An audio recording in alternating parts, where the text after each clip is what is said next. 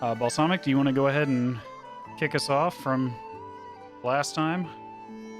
Yeah, absolutely. So, thankfully we have someone new, or I guess someone back this week. He's going to be introduced pretty soon here. We have a backstory, everything figured out, so that's really cool. But Nice. for anyone that needs a refresher from last week, you all started within the Yawning Portal, one of the biggest, most famous bars in all of Waterdeep. You kind of helped out with a bit of a fight, kind of broke some stuff up, as well as helped dispatch a troll. In the process, you ended up making, I don't want to say a friend, but someone that's a bit of an acquaintance that may pop up from time to time. You ended up meeting Volo, who ended up tasking you guys with actually finding his friend, Floon. The only piece of information that he had was that Floon was down in the docks. Seems like a kind of character that likes to gamble and have a good time at some of the bars down that way. A bit weird considering he seems to be a little bit of a more rich man, or rather, I guess, a rich boy in this case. And no one's seen him for a couple of days. No one's exactly too sure what was going on, and we were trying to uncover exactly, possibly where his whereabouts were. Volo gave you guys some gold to start off with and said that he would kind of pay you guys handsomely coming out of it. So have a little bit riding on the safety of Floon here.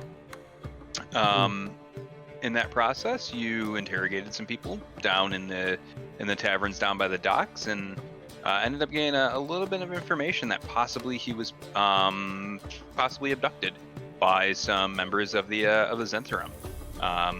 Quite familiar with a bit of that. They are part of the group that is kind of going around causing a lot of trouble currently, which is a bit odd for the Zentrum as well as the Xanathar. They like to kind of keep on the underbelly, so to speak, and it's not exactly common for them to be popping up and causing a lot of trouble in the city. On your guys' adventure, you thought that it would be good to stop off and meet up with with Floon's father. Really well known, really renowned blacksmith and armsmith up in the Noble District. He works on helping kind of gear up the city guard. At this point, you guys went up to him to find him and see if he would have any sort of clues or any ideas about his whereabouts. Ultimately, making a deal. If you could go ahead and deliver his son safely, that possibly you guys could get some of the gear that he's currently making for the city guard, possibly something to help you guys out with the adventures. In the process, you got a portrait of Floon, for Floon, so you have an idea of what he looks like. But I think that's where we rejoin inside the actual shops here, as you guys kind of got a little bit of information as to the possible whereabouts of Floon. Okay.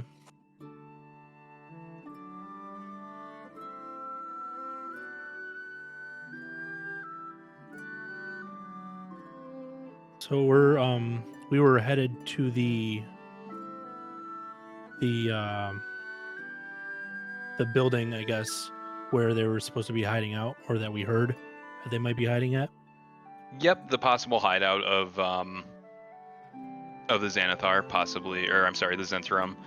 Possibly you could go ahead and either find Floon or maybe get some clues as to his whereabouts. That was the Skewer Dragon. That was the bar. Oh, that was the bar. I'm sorry. That was the bar that you guys were at, that you got a little bit of information in regards to possibly where he's hanging out, or where he was hanging out, and possibly who would have taken him. Okay.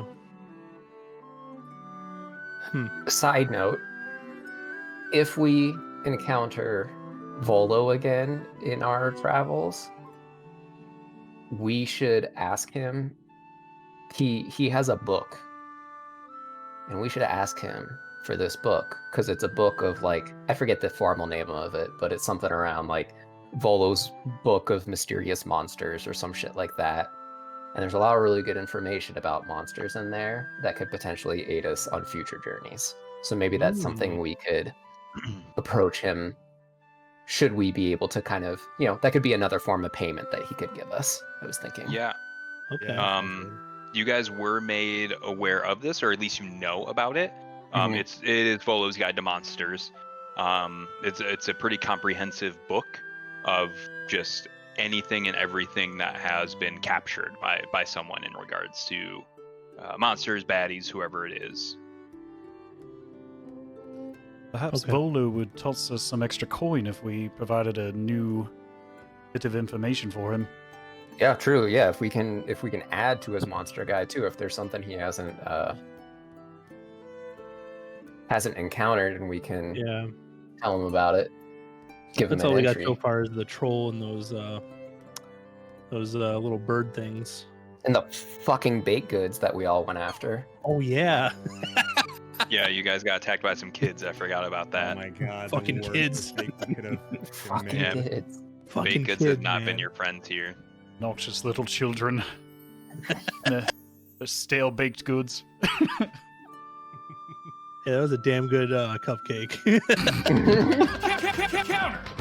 Kind of needed that. Effing baked goods. Thanks, ODB. Yeah. All right, gentlemen, where should we head? I believe Go ahead. I believe we were heading towards the dock ward to this supposed hideout. Sir. Sounds good. Cool. So you guys are going to be making your travels back over to the dock ward, hopefully finding out either more information or maybe actually going and looking for Floon. Okay, cool, wonderful. At this point, it's still pretty much morning, or I guess kind of mid-morning, kind of working into the afternoon. Seems like that the roads are around the actual blacksmith are starting to kind of pick up a bit. Seems like that there's a bit of a hum kind of going over the city, as it seems like everyone's up, going about their day, kind of taking care of what they need to.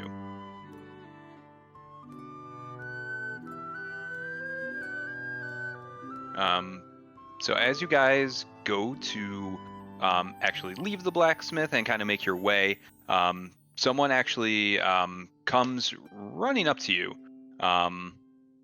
Someone that you didn't really take note of inside of the actual blacksmith. Comes out looking kind of Waterdeep is a pretty big city, so you kind of see all sorts of people. Nothing kind of really takes you guys by surprise, but something that you haven't really seen before. Looks like someone that has a bit of a longer snout and kind of scaly skin. Scaly in the dragon way, not like gross scaly sort of way. Okay. But he just kind of comes running up behind you. So hey guys, you guys are looking for Floon, is that right? Indeed. Indeed. Who's asking? Celzris is my name. I've been working with the blacksmith here in town, and Floon, I've got news that Floon was missing and heard from some people around that there was a party that was looking for him, and I'd like to lend a hand in trying to find him. Sounds good to me. Are you a member of the blacksmith, or are you simply passing through as a I'm a member. fellow? I've been working with him for some time now. I moved here a while back, and I've been working with him ever since I've been here. So I've met Floon and worked with him a little bit, and so I'd like to be able to find him and bring him home safely. All right, I got a question for you. If you Sure. saw some cupcakes on the ground, would you eat them? On the ground? No, not ground cupcakes. He's in. Yeah, all right. This guy's fine. He's smarter than all of us, so he's in. All right. He's making the ground cupcake decisions for us. I respect your hatred of baked goods, so you're in. Welcome aboard. All right, let's carry on. Cool. With a a clear distinction on cupcake rules. Seems like that he's going to join your guys' party. You guys are quick to kind of trust, as we have seen previously with such things as ground baked goods that didn't turn out too terribly well for you guys. But hopefully you have a newfound person that can go ahead and kind of help you on your journeys and maybe make a bit of better decisions here for you. Can you imagine the grind? They were, for reference, they were perfectly upright. Almost looked way too perfect of baked goods to be set up like that. Almost seemed like a trap, but almost like a trap, but not yeah, quite. almost like a trap of some sort by some kids. But now we know. So, cool. So, have another friend joining you guys. As you continue down to the dock, nothing notable really happens. You guys don't see any sort of baked goods on the ground. Seems like maybe that's an early morning thing that the kids try to get people before they are fully awake. And you make your way down. None of you are too terribly familiar, again, with the dock ward, so you might not 100% know where the Zentarum's hideout is. You have a general idea about where it could be just from the information that you ended up getting from the skewered dragon. If someone, I don't care who, could just roll me a d20 and then just give me the results. Just need one. Got it. Okay. 10. Okay. Die at the ready.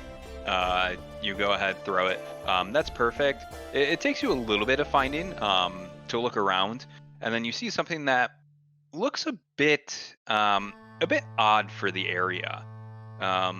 Most of the buildings are either shops that are usually used for a lot of sailing based equipment or a lot of sailing based things. This one, it's just kind of nondescript. Okay. There's not really anything that kind of pokes off as being anything special, but it's kind of special in that nature. Everything else there has some sort of signage or something that kind of point towards it. But this just seems like a building that doesn't have any sort of markings or really anything about it. Are there any people surrounding it that look out of place? No people surrounding it. As you kind of look over the building a bit, it almost seems almost like a warehouse in nature. There's a big warehouse door that kind of swings past it. And then another more front looking kind of door, and the building itself is actually surrounded by a bit of fencing. Does it have? Is there any windows, any doors? Other than those two doors, just that front and then the regular warehouse door that swings open, you don't see any sort of windows or anything. There is something that looks a bit discolored, kind of a little bit slightly in from the walls itself. It almost, you can't really tell what it is from how far away you are. How I didn't hear how many stories is this building? Is it just a one story or is it vertical? So it's a two-story building. Seems like that possibly there's a lower floor where you guys, or what would be a lower floor, is kind of set into some ground around it. And then it looks like that the top floor might be actually at some sort of ground level for a street that's slightly above it. Does it appear to have any basement direct access entries aside from ground level doors, windows? No, you can't imagine. Well, actually, roll a d20.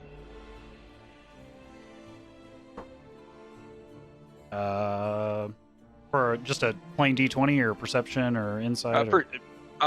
We can go ahead and use Yeah, go ahead and use a perception check. That's perfect here.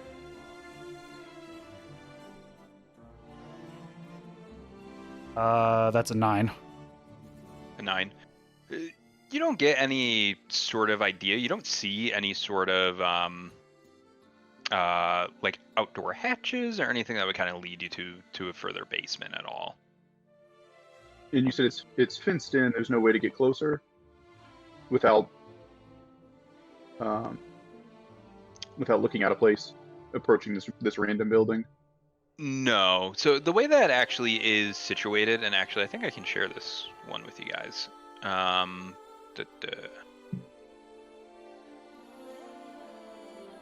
Cool. Did your guys' screen update?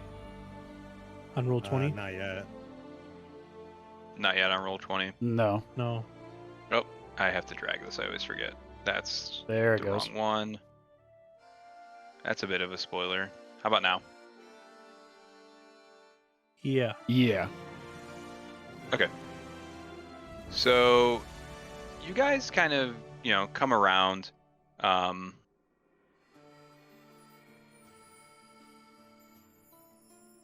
you all can see this fencing, and you can clearly see the couple of doors. There's a big door just kind of up front, and this kind of outdoor or outside portion that has all the little dots on it. That's the actual the fence itself that kind of leads into a I guess like a front portion, like a front yard, kind of just more so just a dirt sort of ground. Okay.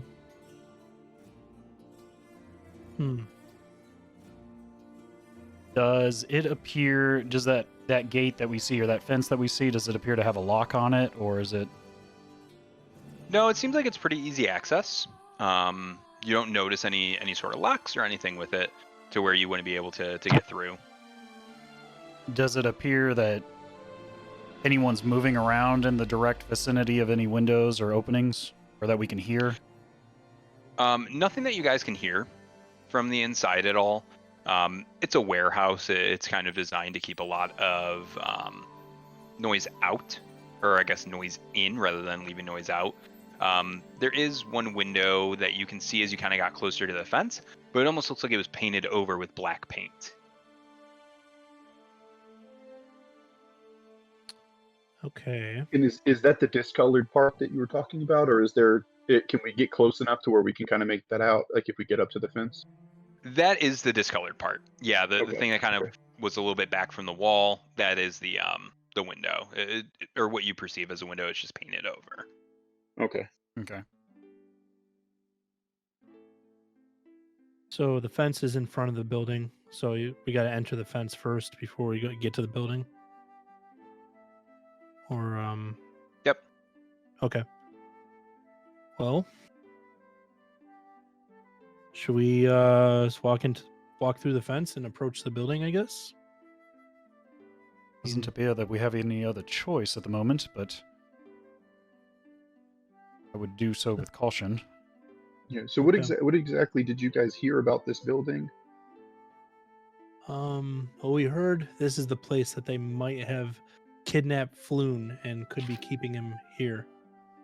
As well as his friend Rainier, who's the gentleman the son you're looking to find, if I'm correct. Mm-hmm.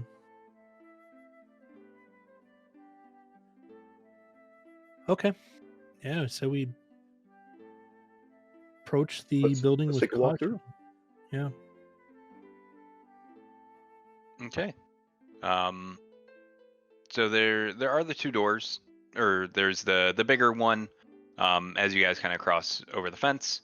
Can you guys actually control your player tokens? I think I've got that figured out. I can move mine. Yeah. God bless. Okay, cool. Yeah, so you guys can cross over, and then you do see again that window that's kind of blacked out, and then there's that bigger door, which is the door for warehouse. Looks like some carts may move in and out of it, and then you just see a regular door as well, just a little bit up from where you guys are now. As soon as you get into the fencing area. have a quick question for the Roll20 piece. Do you guys know how to make the little profile pictures either smaller or go away? Because it's kind of like in If the you way hit the of right mine. zoom level, like I'm at 42%. If you hit the right zoom level, it bumps it down, or it bumps it up so that it's not, so that they're not covering it. Okay. Thank you. Yeah, you can move them as well. I don't know if there's a way to make them smaller, unfortunately. Yeah. Okay. Thank you.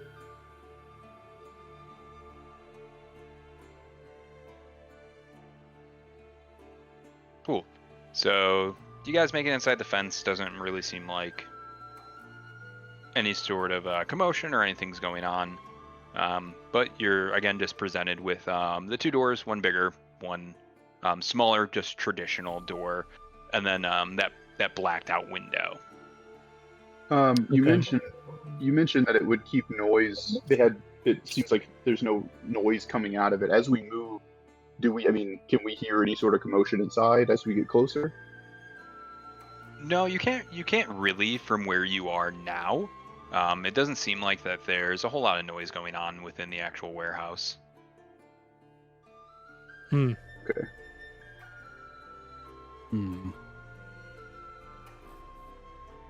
Okay. I think it would be wise if we all listened to stop as soon as we do hear any noise, just in case something, if we can hear, if anybody does hear anything from inside, to let the rest of us know for sure. Okay. I'm gonna see what my perception check is. I might try to listen by that window. Okay, the blacked out one. Yeah, the blacked one. Cool. Mine is +3 for my perception. Okay. Yeah, I'm gonna try and approach the window and give it a little listen. Okay.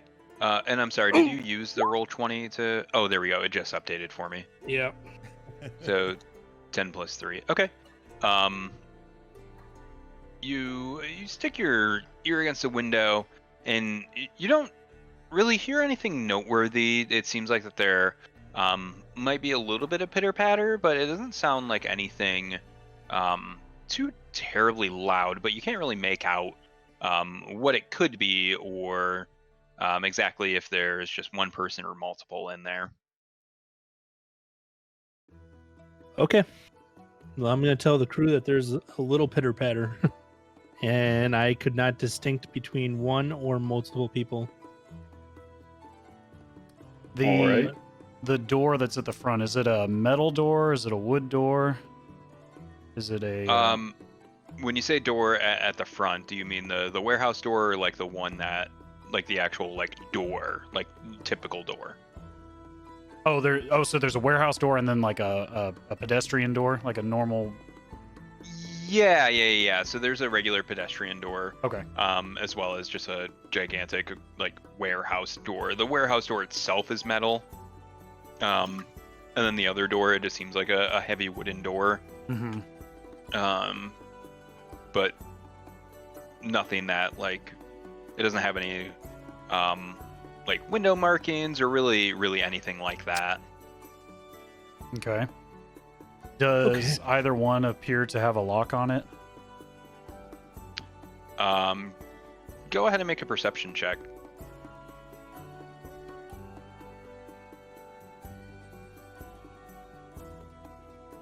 $15.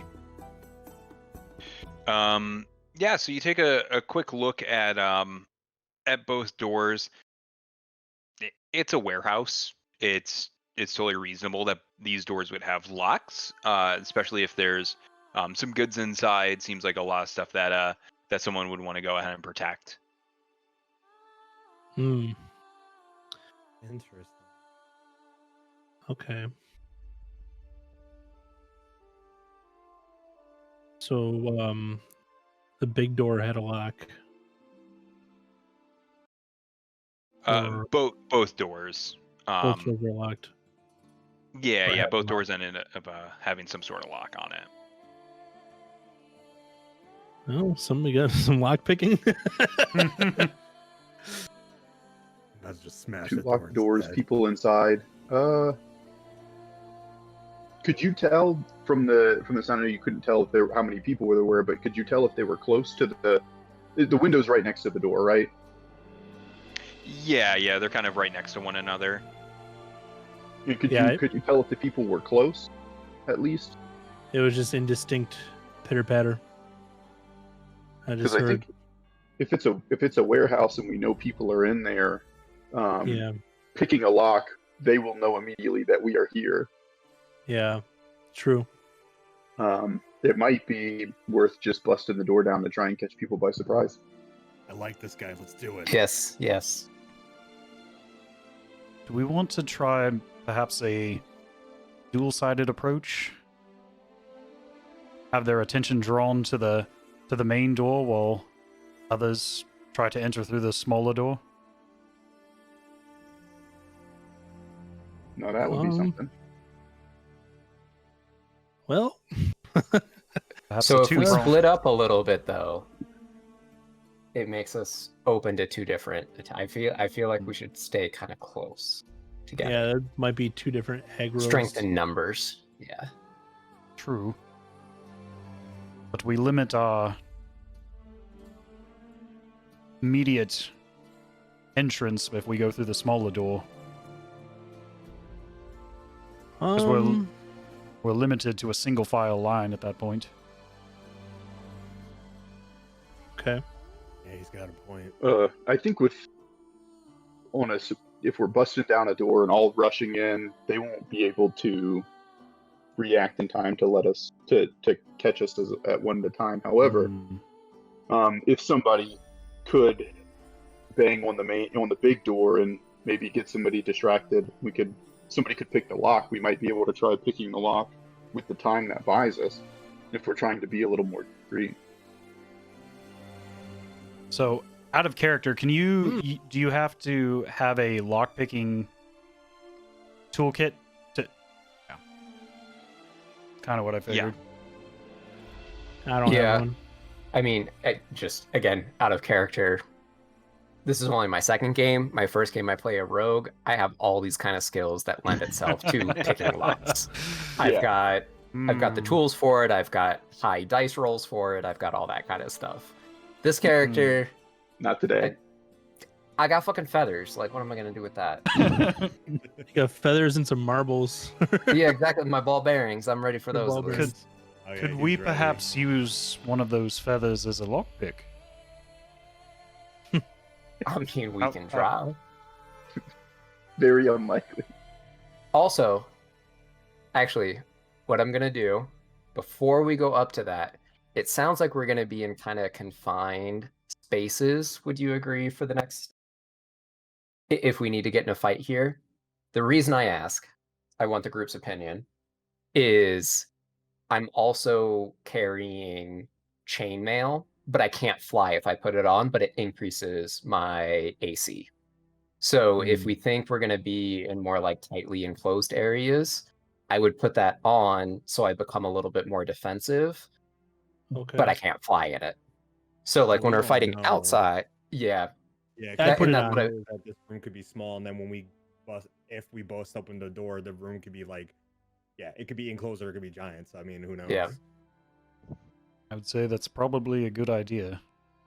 To go in as I'd say well using the prepared as chainmail. possible. Using the chainmail could be a good idea. Cool. I think Mr. DM, I think it takes me 5 minutes to change armor sets. Yeah. So, assuming we don't get ambushed in those 5 minutes, I would like to change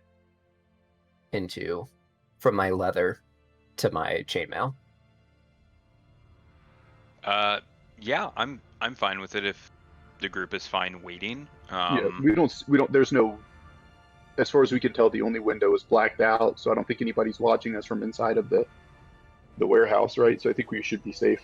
Pressed up. Everybody huddle around me so I don't expose my feathers too much, you know. Okay. One person, if you could just roll a D100. Oh, I got it.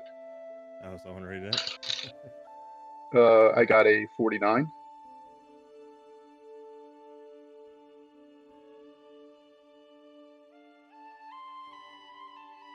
Yeah, nothing really noteworthy happens. Some people are definitely kind of walking by, but they either aren't taking note, or the ones that are just kind of look over and kind of quickly kind of rush off. Tight. Nice. The other thing that it does, Mr. DM, just so you know, it gives me disadvantage on a stealth check because I'm clunky now. Cool. Nice. A clunky bird. Clunky bird. But now my armor class is 3 points stronger. Hell yeah. All right. Right. Right. Can Let's see, I? we're gonna have that. Go ahead. Go ahead. I was gonna say, can I prepare an action by drawing my bow and notching an arrow in anticipation?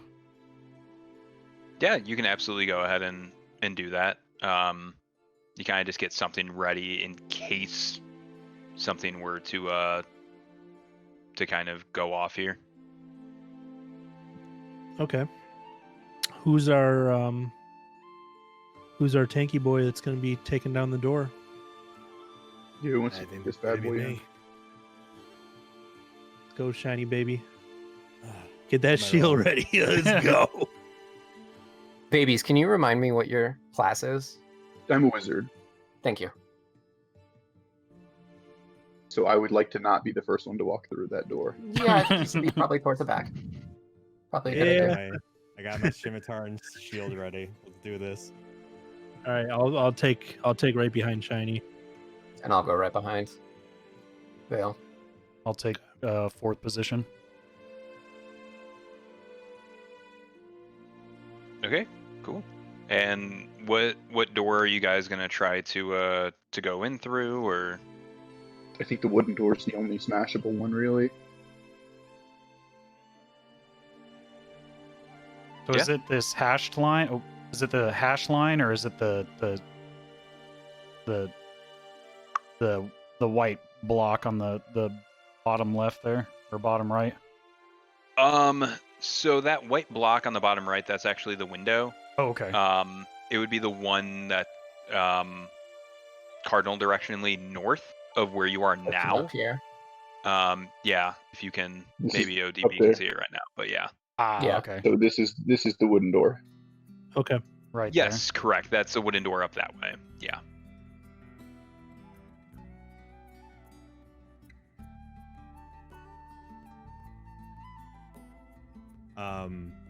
So what do I need? Am I rolling a d20 to break open the door, or like what are we doing?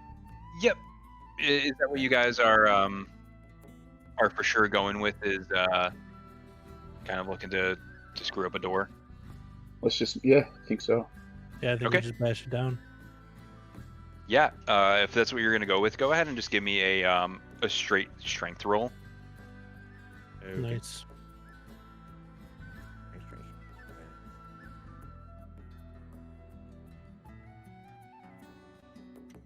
Takes a year on 20 site. That is a 14 plus 2, 16. Yeah. So, it's a good sized door. It's pretty thick, but you're a nice strong boy. So you kick down the door, and it doesn't Nice. immediately fall over, but you definitely break the lock off its actual frame. And so, as you hit it, takes you a few tries, but then it kind of lazily swings open, and you guys kind of push through. And as this happens, suddenly that pitter patter becomes a bit more frequent. You have all you guys kind of moved into. Yeah, let's move in through the door immediately. No hindrance besides the door that takes a second. Yeah, no sort of hindrance. There, as you kind of continue into the warehouse, there's definitely just normal things kind of strewn about. Some boxes, looks possibly like there's some tables and things like that, just kind of hastily in there. But nothing really kind of seems out of the ordinary from what you would expect for something like this.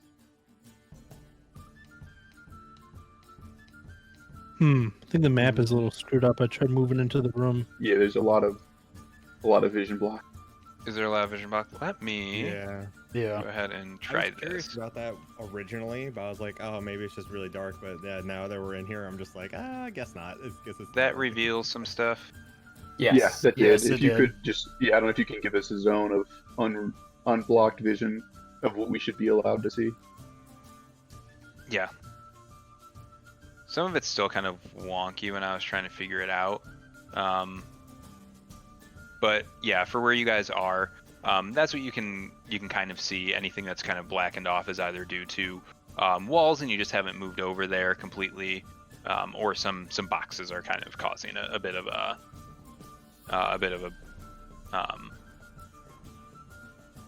not observation, whatever that word is I'm looking for, Obstruction. obscuring your vision. All right. Obstruction. So we don't see anyone yet. No, you have an idea because as you started to break down the door, you could definitely hear some stuff kind of rumbling. However, you again don't have any sort of idea of how many, who, what it could possibly be. And it sounds like it's coming from like around the corner or upstairs. Where is it? Can we tell where the sound is coming from? Do I need to do a perception roll for that? Yeah, if you wouldn't mind, that would be great. All right. So we've got where's my +0? So I got a 17 on that. Pretty good. Nice. Yeah, Nice. you can definitely tell that it is right around the corner from where you were now.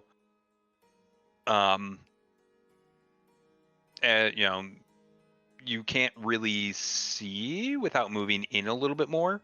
But you do see a lot of boxes, and you know that there's someone or something, or possibly plural things, around the corner. Okay. So I want to relay that to the rest of the guys. So I can hear them right around the corner. There's a couple of people over there. I don't know how many, but they know we're in. So we need to move quick. Would you like me Let's to get, sneak around the corner and prepare Get to? ready for battle, I guess. Ready up. Let's do it. Let's do it. Well, Sorry, I have one quick question. Mhm.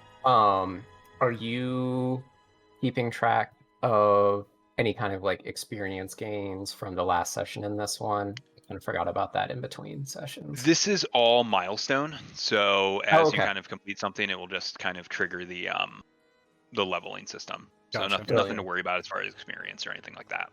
Cool. Okay. Cool. sounds good. Cool, All right. cool. I guess let's just move forward until Would you? Until we see hit the bad something. boys. Would Yeah, you? until we see them. Would you like me to sneak ahead forwards first to perhaps see exactly where they are before we charge into a possible ambush? If you're confident you're not getting caught, let's do it. Yeah. Yeah, if you can be That sounds stealthy. Can I move? I guess it would be southeast about 10 or 15 feet. I can't tell what those circular objects are right around the corner, if those are pots or crates Barrels. or barrels. Okay. Can I walk Yeah. sneak directly behind that set of barrels just north of them? Yeah, go ahead and make a stealth check at disadvantage. Mm. Oh, yikes. I think I have 2. Mhm.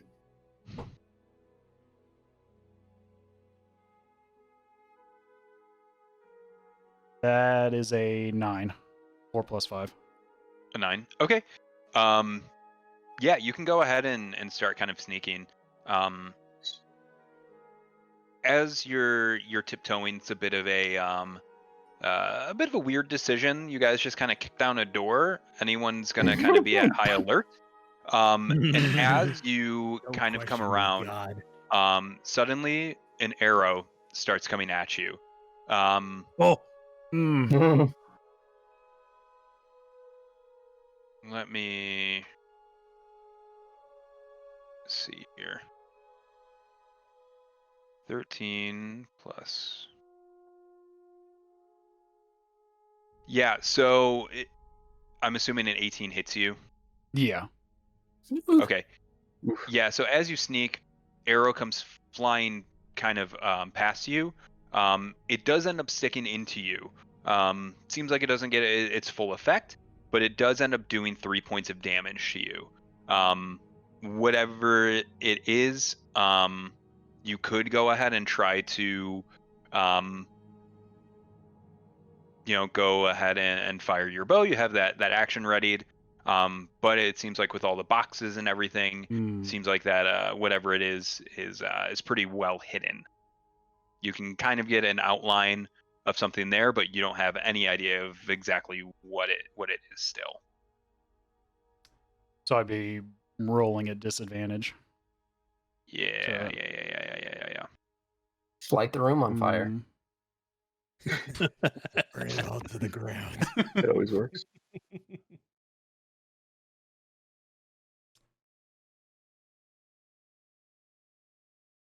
Do we do we, the rest of the party, see this, or is he far enough ahead that we can't really see?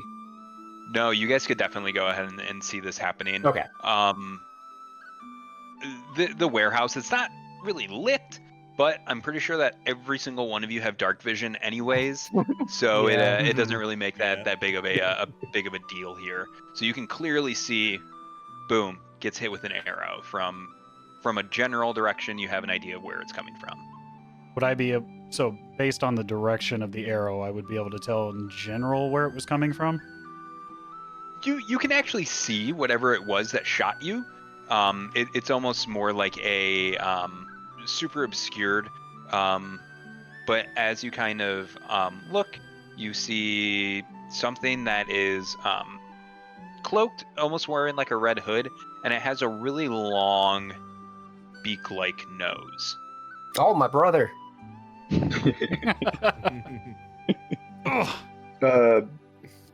Foghorn, I believe one of your compatriots tried to serve me up for dinner. Cool. So you are not taking the shot, is that correct? I'm gonna go ahead and take it since it's already readied. It would be a reaction, correct? Yeah, it would be a reaction. Okay. It won't count as anything. You're actually taking the shot itself. All right. Yeah, I'm gonna go ahead and take it. 1 year? 1 whole year? Man, So- I gotta come up with some better motives. I figured I would have. So I would roll that at disadvantage. I'm looking something up right now. So no, you wouldn't roll it at disadvantage. Just make a straight attack roll Okay. with it, and just let me know what you ended up actually getting with it. Okay. That is a nat 20. Ooh, all Yeah, right, baby. plus Talking about taking that shot. plus Hell 3, yeah. so 23. Oh yeah, you dinked the shit out of this bird-looking thing.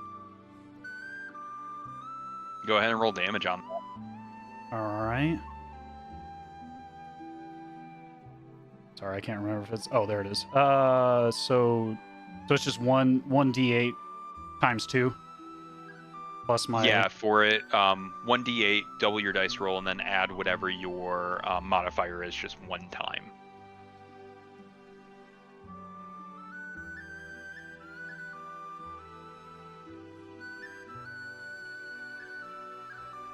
That is a 10 plus 3, or 10 times 2 plus 3. Or I'm sorry, that was it was d8. I'm sorry. Oh god. My bad. Like that math doesn't work in my head. Quick maths. 4 times 2 plus 3, 11. Plus 3, 11. Yeah, so you, after getting hit, you just instinctually just kind of, let go. Arrow goes out, and suddenly it just, it pinks this, this hooded creature, and suddenly you see all these feathers just kind of come flying from it as it lets out a huge squawk. It seems like you got this thing directly right above its actual beak, kind of in the orbital and the eye area, and it just seems like that your arrow just ended up completely just sliced through this thing. Yeesh. It is 100% after the squawk. It just goes down, and it does not look like it's coming back up at all from what you can see. Nice. Right. Cool. I'm gonna move into the room. Yeah. After hearing that. Balsamic, real quick, can you look at the stream and see what we're looking at? There's a lot of stuff. It looks like that's obscuring vision, and I don't know if that's intentional. Yeah. Let me bring it back up. Because it looks like the fence was doing this too. Like each point in the fence was causing a big. Yeah. It's kind of goofy and from there. I think yeah, I it's can just a- see what you're it's a talking little about on weird. my screen too. But yeah, I don't know if we're supposed to be able to that see is the whole room 100% at this point. intentional. They're just big boxes, more or less. Okay, so we can't see around the box. No. They are big boxes. They're that big. Okay. There was one that was seen, completely dead though. Yeah. Okay. I just wanted to make sure, like, because I wasn't sure if we could see around those. I don't know how big those boxes would be. So, Because that one we can see right now is, that's dead. All right. Yep. Yeah, it should have a little skull and crossbones sort of situation going on with it. But since we are now in full-born combat, I am going to need some initiative rolls. Gotcha. Sounds good.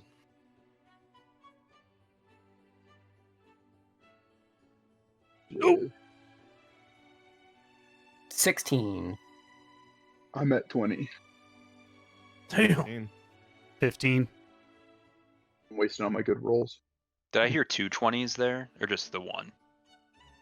I thought I heard 20 then same. Maybe not. I think somebody said "dang," maybe. Maybe got 20. That was Me me. and me and Stopper both got 15. Okay. Yeah, I got 6. Figure I'll still put what I get. Yeah, in I saw you could do that. I'm just gonna type yeah, any of my just so rolls in you there as can. well. Yeah, just so you can keep track of it. So it's a little I easier. appreciate that. Yeah. 6. Cool. And then I do have another question. Yeah. So I think this is actually more of a just general question about D&D Beyond. Does it update automatically people's health? Because you had said that Stopper took 3 damage, but at least on my screen it's still showing him at 12 out of 12 health, knowing I need to heal people. I'm not sure if we know. I think you have to refresh. I know the app Okay. that's on I thought Twitch. you If you had don't that. refresh the screen, it won't pop up. It takes a minute. Okay. There might be a way that I can do it. Let me go ahead and try something real quick with it. I mean, I'm more than happy to keep like a little Excel document open to keep track of things for everybody. You can also straight up ask how people are feeling as well. Okay. Oh wait, I think I may have just figured it out. I can heal Where- 2. I can only do twice, though.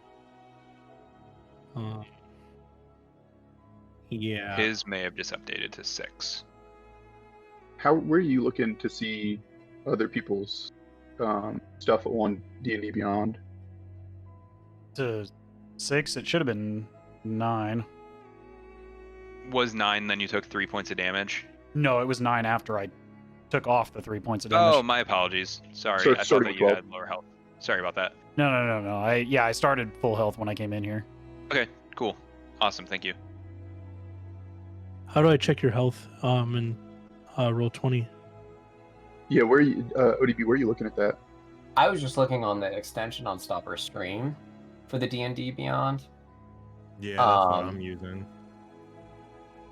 Oh, But it's in on the Twitch stream. Yeah, that's the one. If you don't refresh it every once in a yeah, while, I'm not gonna worry about that. yeah, it takes about 2 or 3 minutes to refresh, and then you have to manually hit F5. I gotcha. Okay.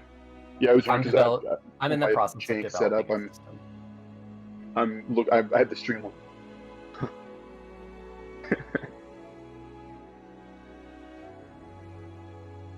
Okay, so do we have initiative for everybody? I am we just ready to finishing rock it up and for the roll? monsters. I completely Excellent. forgot about that. So that would be. Monsters don't need initiative. Let's just hit them a bunch of times. I mean, with these rolls, you guys might not have to worry about it. You're right. So cool, awesome. Yeah. So you guys know something else is there. One thing has already been completely skewered. You don't have a complete idea of where these things are, but you know that they are somewhere inside of this kind of factory area. Well, yeah, babies is first. With that I'm up 20. first. Yep. Yeah, you're up. Sorry, Yeah, yep, 20. you're up first with a 20. Okay. All right. So what? I got 30 moves. So I'm gonna take 1, 2. Is diagonal? How does diagonal move count? know? Diagonal, just your 5. Each square is 5. You can move. Oh, each square is 5. Okay, so 5, 10. Yeah. I've got 30 moves, so I'm gonna come all the way across, but stay back this way. So I see there's 2 more people around the corner. Let's see what I've got on. Yeah, I've got. Yeah, it looks like 35 and 40 feet away from you or so. You see 2 more of these things. You are familiar with them. They are kenkus. Again, just bird-like creatures that Okay. Some people just kind of use as almost like guards.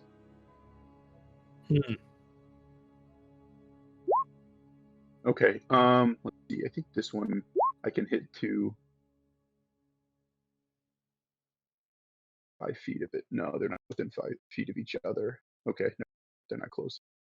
The one that's closer, I want to go ahead and I'll cast Ray of Frost. It's a ranged spell attack. On hit, it takes 1d8 damage, cold damage, and its speed is reduced by 10 feet until the start of my next turn. Where is an at-will cast? Where is... what do I roll to see if it hits? You said it was Ray. You were casting Ray of Frost. Ray of Frost. Yeah, I'm looking at this and I don't see where the.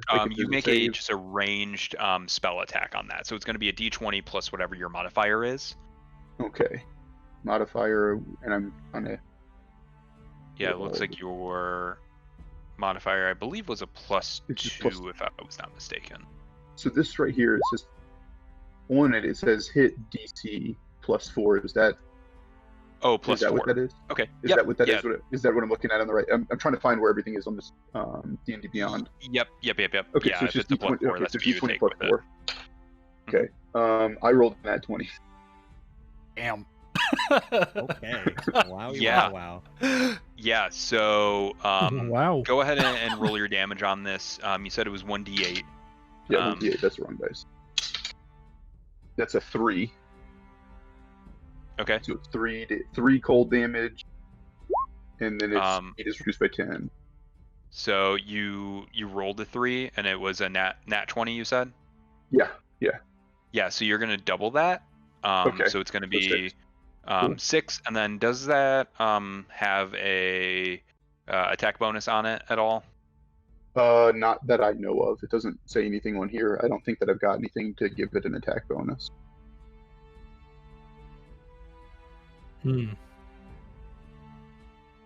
Yep, just a straight 1d8 of cold damage.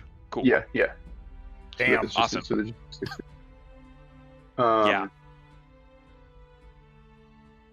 Oh, I've been clicking on this stuff and it's been doing a bunch of things.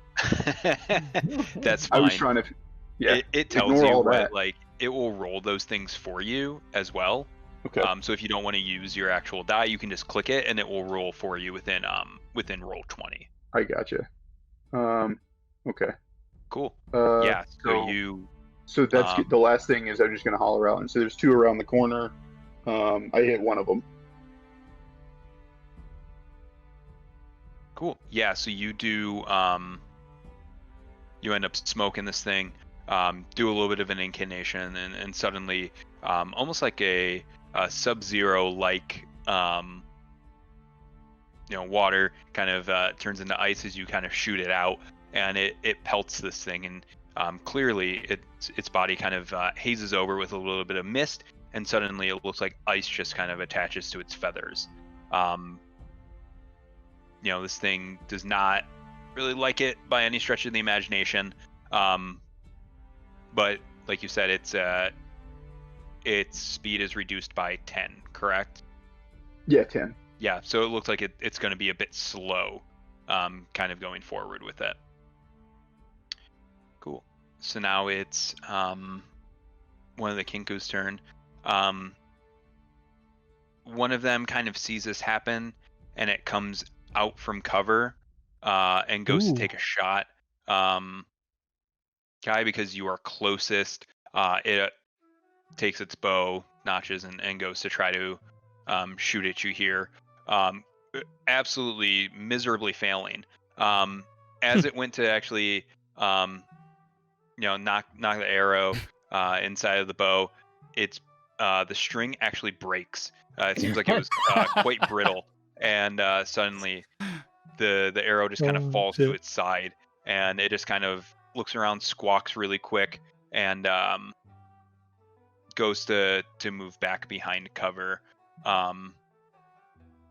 as it just lays its bow down. Those budget bowstrings. Go to steal off yield eBay. Yeah, you shouldn't go with those budget ones. So it was that. ODB, you are up next. Where is Shiny? Where are you on the map right now? I don't see him. You guys stacked up on top of each other. Yeah, you guys are kind of stacked, or someone stacked with him. Yeah. Oh, there you I are. am. Okay, so I move, so I'm not standing on top of him. It's like, And actually, I'm gonna did. move. I'm gonna move Go. here. Okay. Because I want to get in front of Stopper because I have a higher AC, I'm assuming, than he does. And I'm going to cast Bless. And I can choose up to 3 creatures of my choice within 30 feet. I got 3 homeboys standing right here. So each of you on every attack roll for this battle get to roll an extra d4. ooh. Attack Of or damage? saving throw. Hell, For attack roll to make or sure that just they to can hit. add your. Okay. Yeah. Nice. Yes, That's to pretty neat. your attack die. Yeah, to Okay. your attack, or should we need it, a saving throw. Either of those for this. I'm trying to find the exact time on it. So that could be possibly for Let's this whole see here. battle. Duration up to 1 minute. It is Up a to 1 minute. concentration spell, Yeah. so if you get hit, I would need additional ones here. But Oh, okay. for the time being, you guys feel a really good sense of calmness over you. You get a little bit of clarity in the moment of battle, and you feel like you can do a little bit more than possibly what you could be before.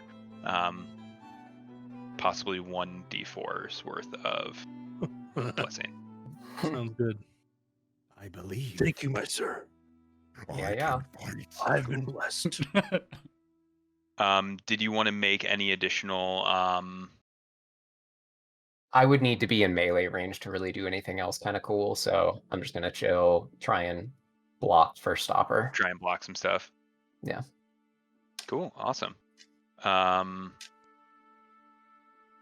Nice. So that then means Stopper, Shiny, I think you both said you rolled 15. Yep. Whoever wants to go, whatever you guys want to do. You can go ahead and go You first. wanna go or you want? You go ahead and go. I already downed one. You're good to go. It's like, I don't need to go. I don't need to prove myself. He's like,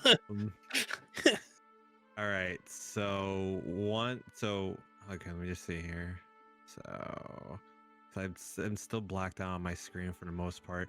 I think now just to ask, because I like by ODB, there's like these barrels, like I see like 4 barrels. Am I like hindered, or am I like able to like hop over them? No, you can just kind of skirt around them. They're just regular kind of barrels. They wouldn't inhibit your movement at all. Okay. Now I swore I saw one. Wasn't there one in front of the one that shot before that was like by where ODB is now, or did he run away? There was. It took a shot. He ran. Okay. Was awful at it and just kind of scurried away in the moment. He's Okay. over. I don't know if you can see my ping. Oh, so the like, ping? Oh, perfect. Actually, that That's works I think he's insane. over there Okay. because he Perfect. popped out to Okay. be right here. Yeah. So I assume he Okay. just. I'm making an assumption, but I'm guessing he just went straight back behind that box. Yeah. All right, Okay. I'll take your and- take your word for it. So I'll and move what my you guys full can't- movement. Oh, go ahead. You're good. So we'll go 5, 10, 15, 20, 25, 30. Yep, bingo. He's right there. Oh. That's weird.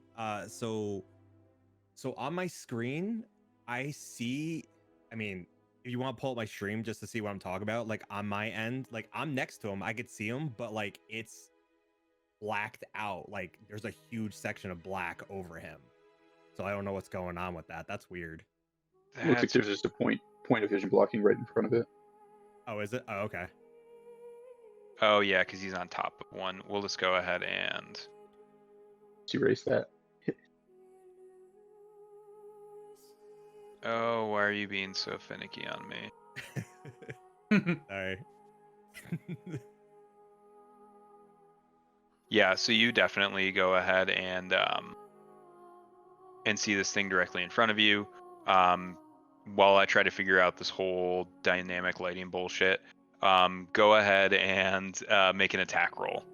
Alrighty.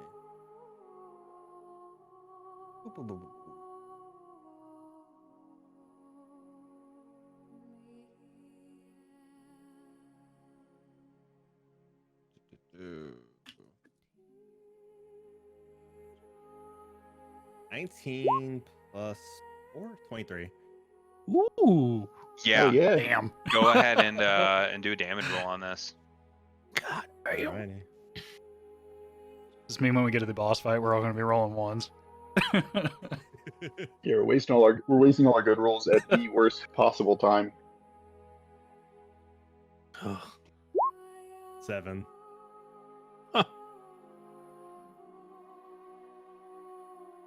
7? Okay. So you come down on this thing and you, with your scimitar, just end up bonking it right on its long beak-like nose. You hit it, and it's not feeling too great from that hit. Seems like you have make a little bit of a crack actually in its beak itself, and it is not looking too hot. Seems your beak is stronger than your bow, weakling.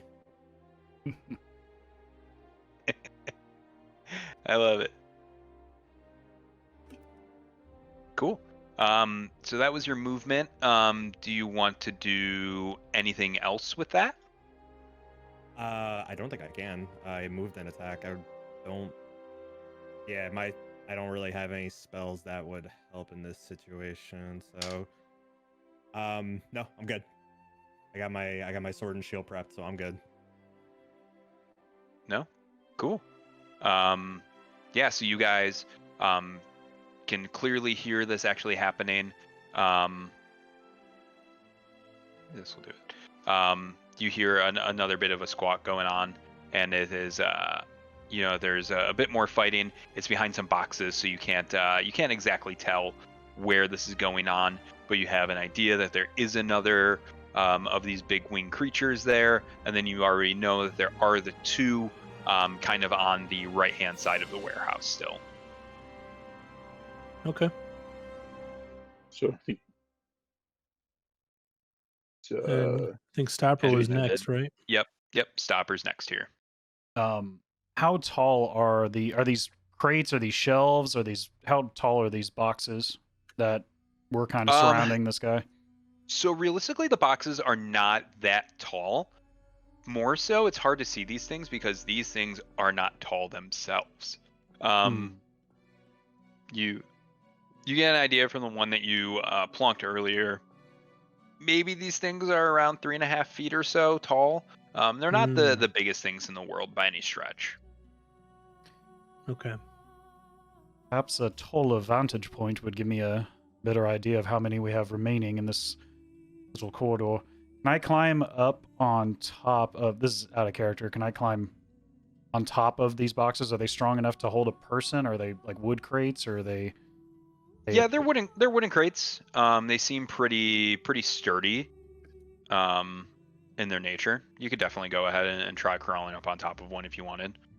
Okay. Can I move up to... I'm trying to see where I can... Like right on the corner of this box, it seems like I can see 2 directly in my line of sight. If I'm... Your token did not move. Oh, I'm for me, sorry. unfortunately. Okay. Yeah, so you crawl up there, and we'll go ahead and say... I don't know why the lighting isn't working, but you guys would definitely at this point see you would see the 2 as well as the one that was just kind of fighting there with Shiny. So you have a full wide vision. You only see those 3 that you guys were that you're fighting currently, and then the one that you killed. It appears like there's 2 more of the flock remaining besides the one that Abraxos has already beaten the beaks off of.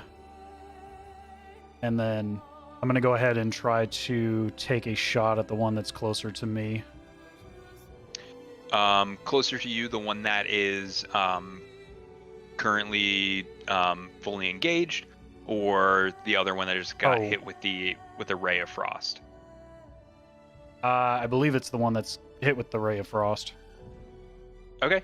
Yeah, you can definitely go ahead and do that. Go ahead and make an attack roll. I think I gotta check up the dog real quick. I'll be right back 1 second.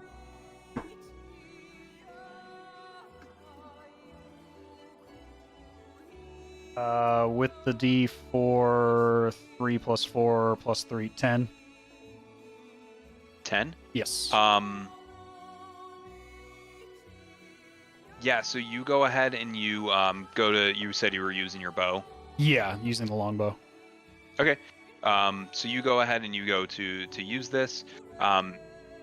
It seemed like this thing is still kind of reeling from the previous ray of frost blast that I just had, and almost kind of like curls up and shrinks up, and in the process your arrow just barely misses it. It actually seems to kind of tickle one of its feathers as it goes by. As a bonus action, can I hop back down behind the crate and take cover, or does that considered an action?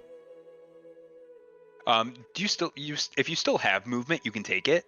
Yeah, I only moved about 10 feet, not 15 including feet. climbing up on the box. 15 Yeah. if you... Yeah, go ahead and take more movement if you'd like. That's perfectly fine. So I would just step back 1 and then take cover behind this crate or box. Yeah. No, that's perfectly fine. You can definitely do that. And I'm good there.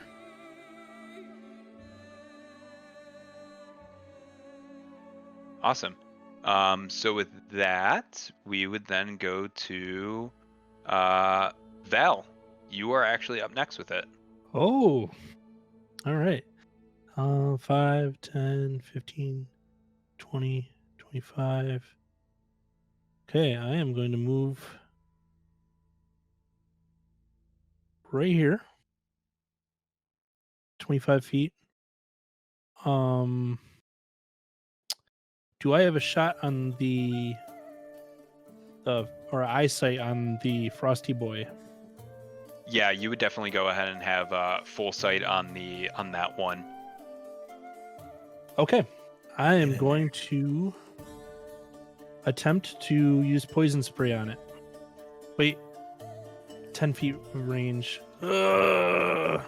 Yeah, you're about 5, 10, about You 20 feet away from this thing. Okay. Maybe if you leave really hard. It's like, I'm gonna cast create bonfire on top of it. Just right on top of it. Yeah. Yeah. That is a Dex saving throw. Is that correct? Yeah, Dex saving throw. Yep. 13. A 13 Dex. Okay. Ooh.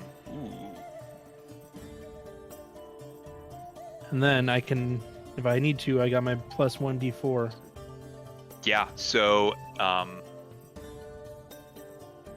you can use it. I guess it really doesn't matter. You keep it regardless.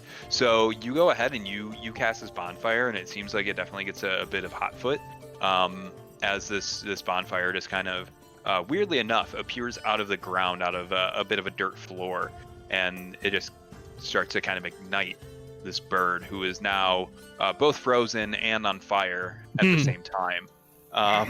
Go ahead and do your damage roll on that.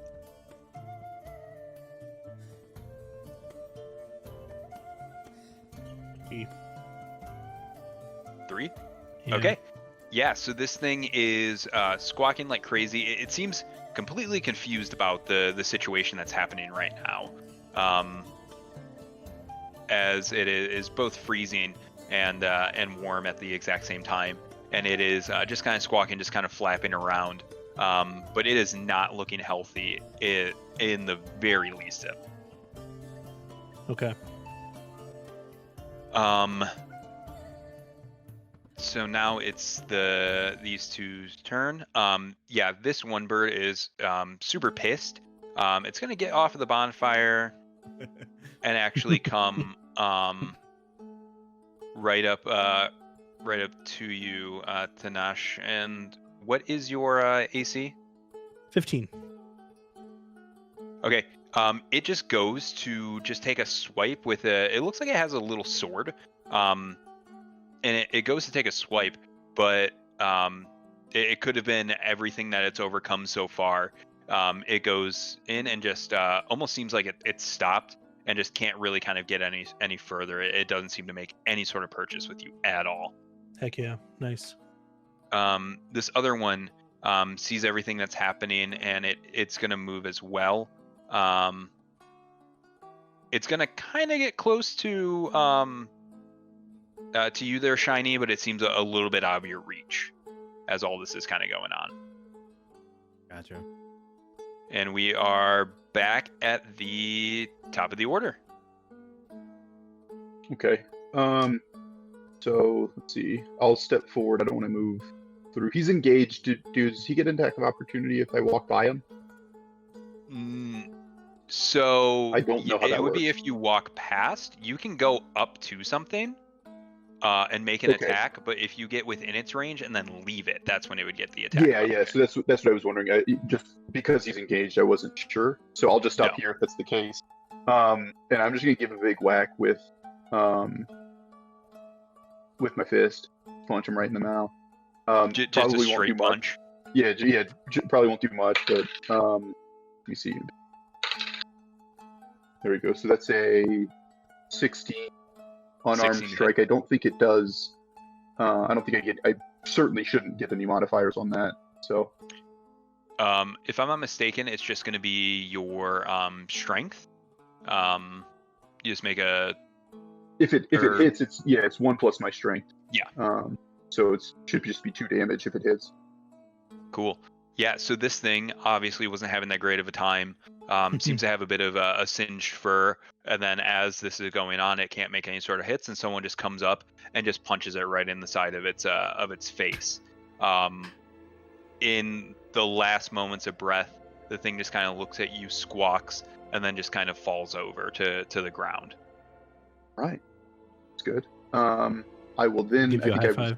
here-ish. So 1, 2, 3. So it's about 15 feet. So I have 1, 2, 3. I should be able to move to about right here. See the rest of the room. Okay. Yeah, that sounds great.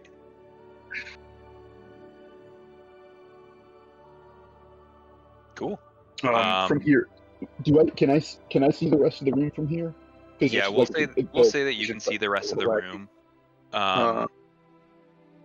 So the one Yeah, you can see retreated. the rest of the birds fully engaged with everything else. The one retreated and is unharmed, and then there's the one that's engaged with Shiny. Is that right? Yes. Abraxos. Yep. Which I guess I don't know anybody's name yet. So okay, cool. That's fine. Everybody knows where everybody is. So Cool. Perhaps we can So get 2 down. Looks like there's 2 more. They're kind of nervously looking at each other, trying to figure out what exactly is happening. As ODB, you had moved up and then someone moved past you, but you're up here.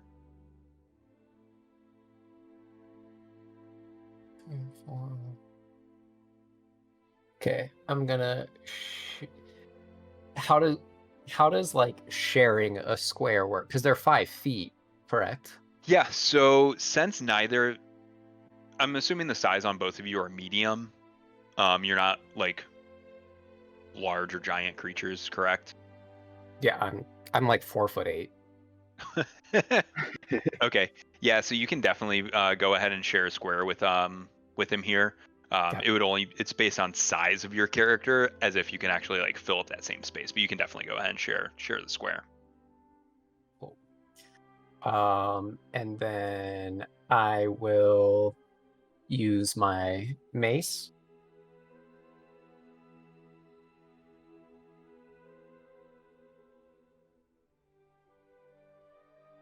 $21 to hit. Oh yeah, you smoke this thing. Go ahead and roll for damage on it. 4 points of bludgeoning. Okay. Yeah, so this thing already has a bit of a cracked beak, and you come around and you kind of hit in the same spot, and rather than cracking it, it seems to actually be taking out shards at this point, as they just kind of fly off of it, kind of scattering throughout the warehouse at this point.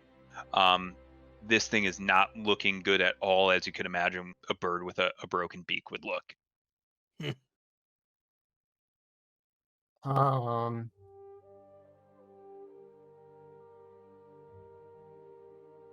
Shiny, you're at full health, right? Yes, sir. That's all I got for right now. I'm just gonna chill. Your compatriots seem pretty okay, minus an arrow strike from earlier. Cool. I just chill. Perhaps we can Awesome. feed these beaten birds to the children and get some of our gold back. Cool. Shiny, I believe you went first over Stopper, so you are still engaged with one bird who is looking quite scared in the process. Yeah. Let's clean up house. Let's go for it. We're gonna go for another swing on him. Okay.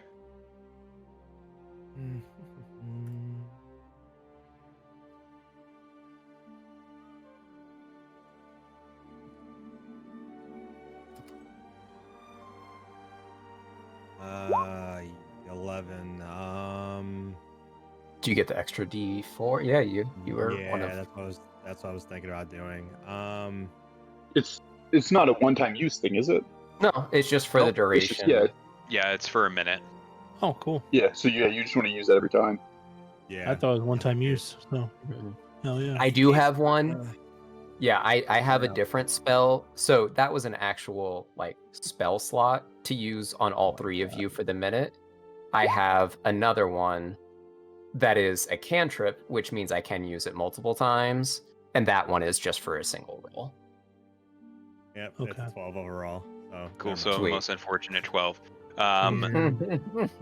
That's great. You kind of feel like you go to swing at this thing with your scimitar, and it seems like something almost like Angels in the Outfield style kind of pulls it back, and you end up striking this bird.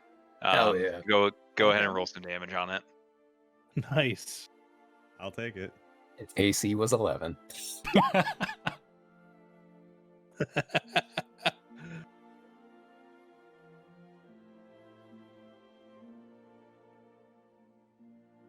That's a 5. A 5. Yeah. So, you and your buddy, you guys have been absolutely working over this thing. as its beak starts to crack. You take one more swipe of it with your scimitar, and you actually seem to, rather than crack it, cut straight through it this time. And it seems like in that process, you actually get a lot of its lower jaw in with the process, and this thing is just done. It doesn't make any sort of noise. Seems like that wind and air is kind of just escaping it, and it is also, like its other friends, down for the count. It was not looking too happy to begin with. Okay. I'll take a look at his other friend. Do you want a piece of this?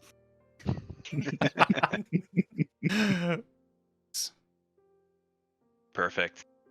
Did you want to move at all? Yeah, I'm gonna move up right into the other guy that's staring right at me.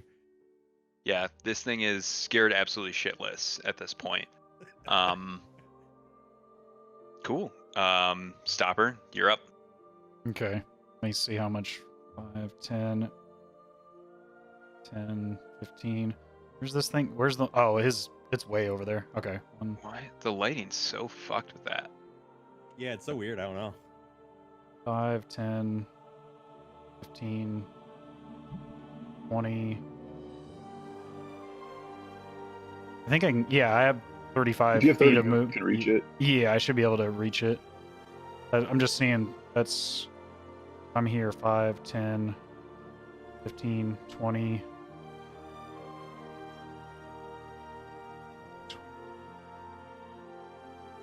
Yeah, I'm gonna go right beside Abraxos. I'm gonna pull out both my short swords. And I'm gonna swing with the first one at him. Okay, go ahead and make an attack roll. That is a 15 plus 5, so 20. Okay, yeah, you definitely go ahead and you come down on this thing, and you absolutely just start to annihilate it here. Go ahead and roll for damage on that. That is a 4 plus 3, 7 slashing damage. 7 points of damage. Okay. Yeah, you're definitely making purchase with this thing, and it is not feeling too great.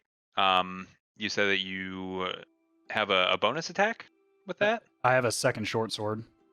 Can I use that as a bonus action to take another swing at it?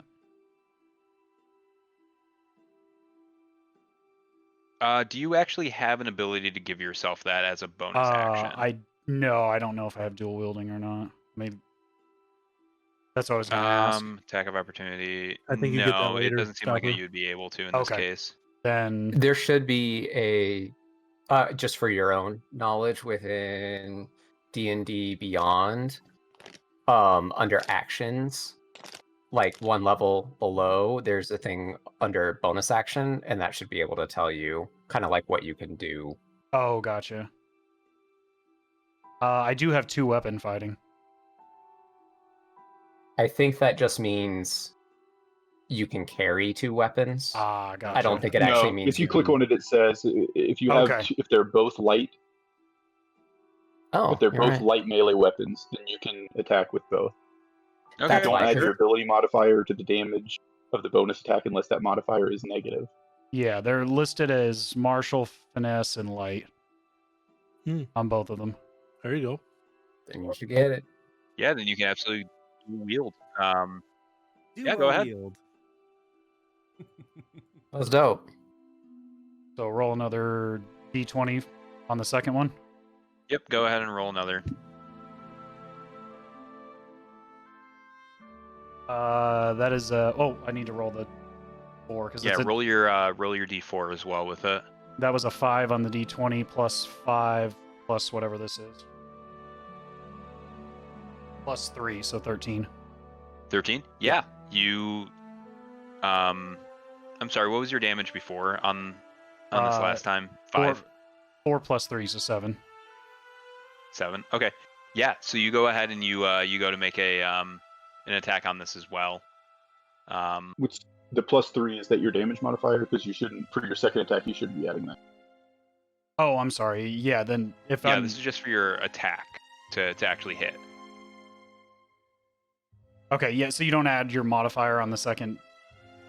For damage, you don't. Oh, Says okay. You don't add your Yeah. ability modifier to the damage of the bonus attack. I wasn't sure if Okay, that's what. so it'd just be a straight D6 then for the short sword. Yeah. Okay. That's a 2. 2 points of slashing. Okay.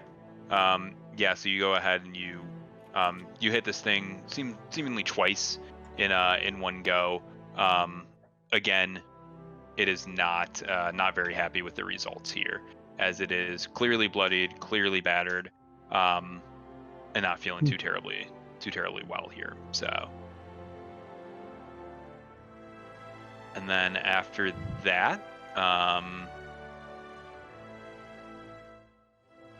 let's see. So that was after Shiny.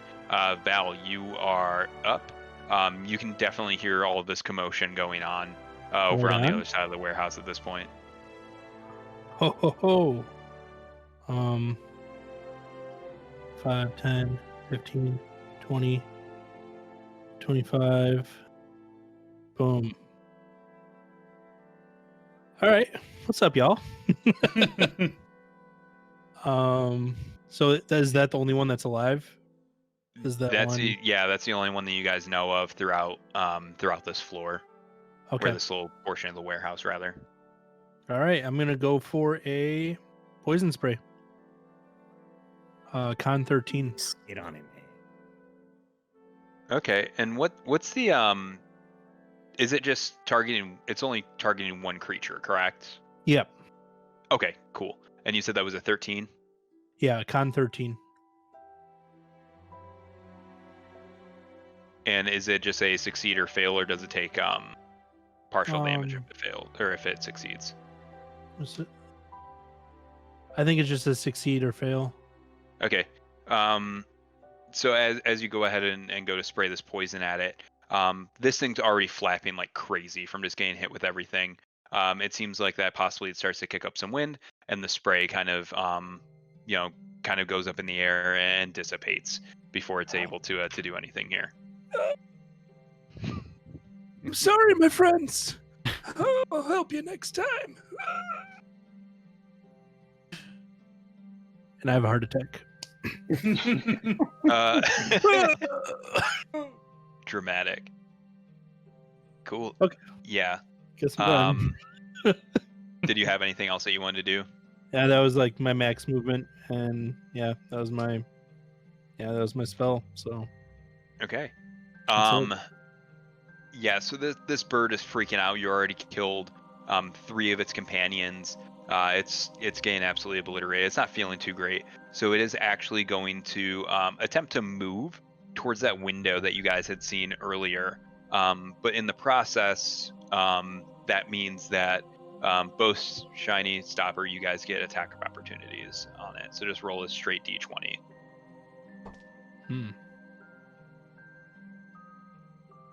4. 4? Yeah, 4. Oof. Oh, hold on. Yeah, it was one bad. second. I'm sorry, what am I rolling?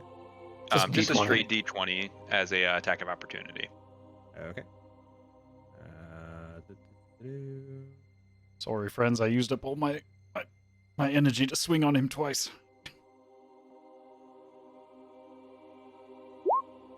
$11. Okay. Plus 1d4? That would be on Yeah. your actual attack rolls, not on. This would be like a reaction sort of thing. I figured. Yeah, attack Okay, no worries. opportunity is a little bit different, unfortunately. Good thinking though with it. I tried.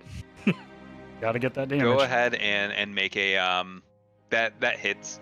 If you want to go ahead and make a yeah, if you want to make an actual damage roll here.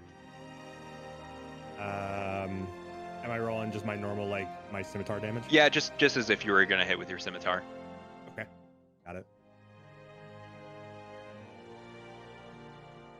It looks like it's gonna be a 5. Nice. Kill his Okay. ass. Yeah, this bird, it goes to attempt to scurry away as it rather than backing up, goes to turn its back. And in a moment of possible dishonor, I guess this thing was trying to kill you, so there is no honor.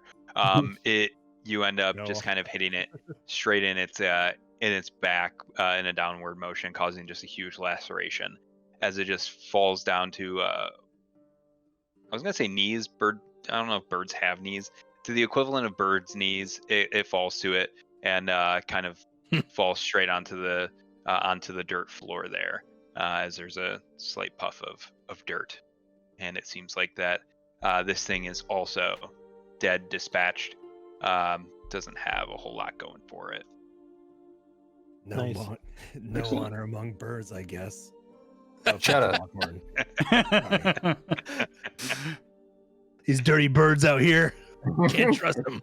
Whoa, whoa, whoa! Can't trust a damn bird. Everyone Does it gets work, heals team? except Tenach. I can heal myself. Already causing all sorts of infighting from this point.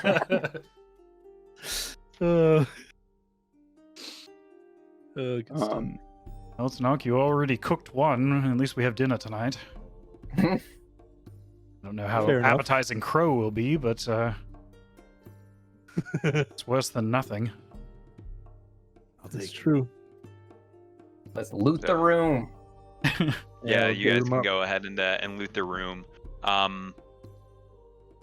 Yeah, does someone just want to make a general, or what's who has the highest passive perception? I thought someone had like a 16 passive. I've got 14.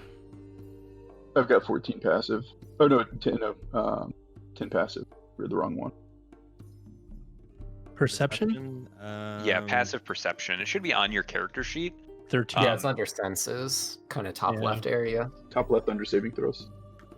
Yeah, 13. Looks like mine's 11. 13. So altogether we are probably like 12-ish. Yeah, so you guys are kind of looking throughout the room, and suddenly you see kind of behind some boxes some other dead bodies.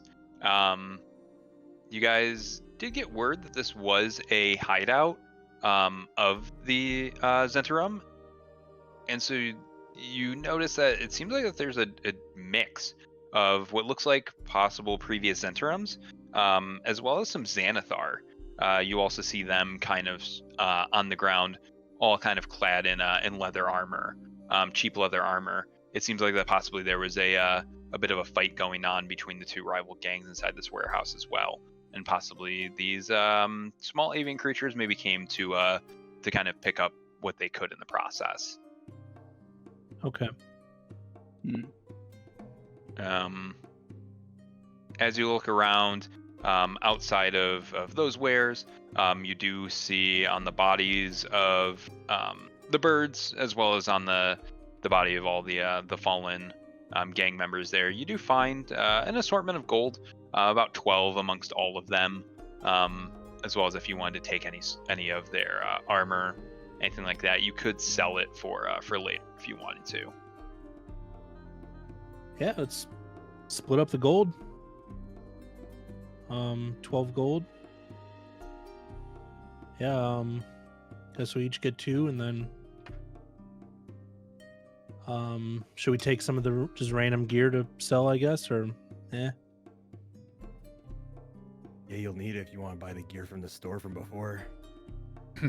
Yeah, I mean, we're only like 700 short, so. yeah, In no true. time. Yeah. We'll get there. Yeah. Yeah. All right. So Would I be yeah, able... Oh, go ahead. no good. Good. Would I be able to tell if any of the leather armor or if there's anything more valuable than the typical scrapped armor that you were mentioning earlier? You look around and it just seems like that possibly these people weren't of any actual note. That they were exactly just regular sort of character or regular footmen amongst the guild there. It doesn't seem like that the armor is anything of note. Okay. I added 2 gold to my inventory. Yeah, I'll do that now too. Yeah. Okay, Cool. that'll work. Is there a second floor? I know we mentioned it was tall enough that there could be. Yeah, there are some stairs that you see kind of as you came in. There were some stairs before you actually ended up crossing the corner. You could go upstairs and see if there's anything up that way. I think we ought to look upstairs. Obviously, our buddy's not in here, so we got to keep on digging.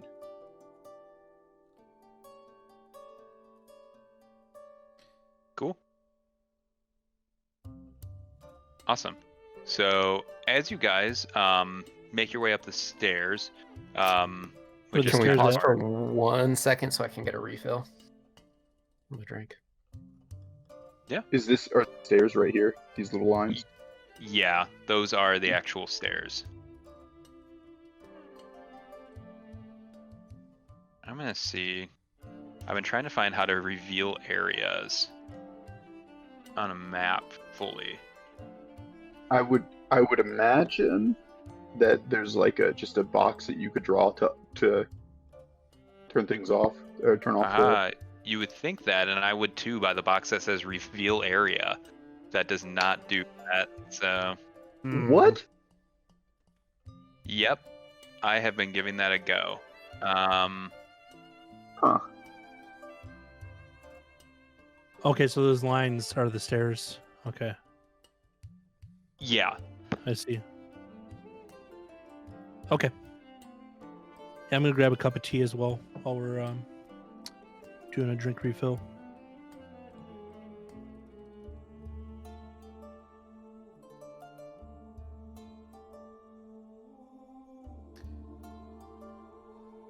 You said that these appeared to be like foot soldiers, Yeah, correct? Or actually just did. lower rung?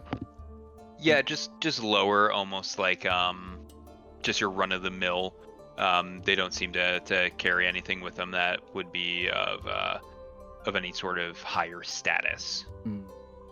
Would any of them have written orders on them, perhaps, in their pockets, shoved under their shirt, notes of any kind, paper goods, something with discernible markings on it?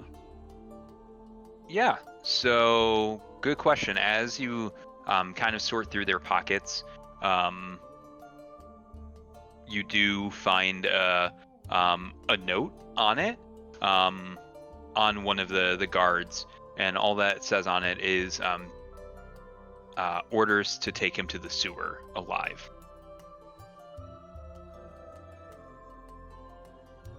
It just says orders to take him to the sewer alive. Yeah. It doesn't specify a name or a actual person. Nope, it doesn't give you a name, an actual person. It seems like that they were direct orders for possibly whatever they were going after. It's not signed. It doesn't have any sort of like insignias or anything on it. That's all that it says.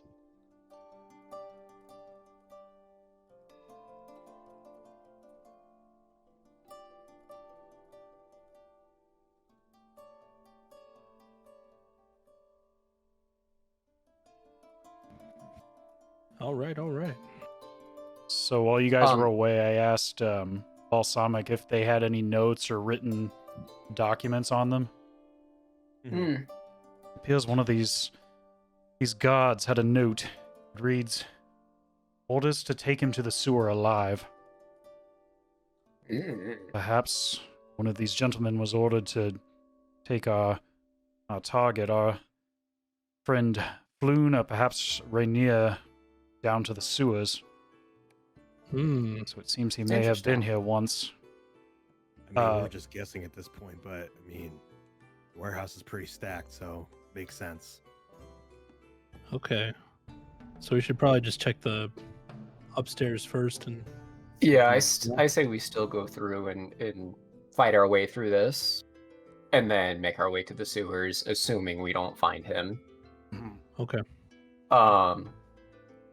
Can I get everybody's AC real quick? 15. Who was that? Vale.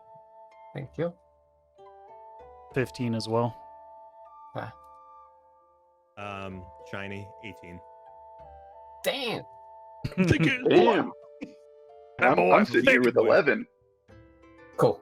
Thank you. Damn, that boy I thick. got my mail. I got my I got my mail on. I got my Good shield boy. on. I'm ready. I'm ready to tank, buddy. I told you. Yeah, please don't let Mine's- anybody hit me.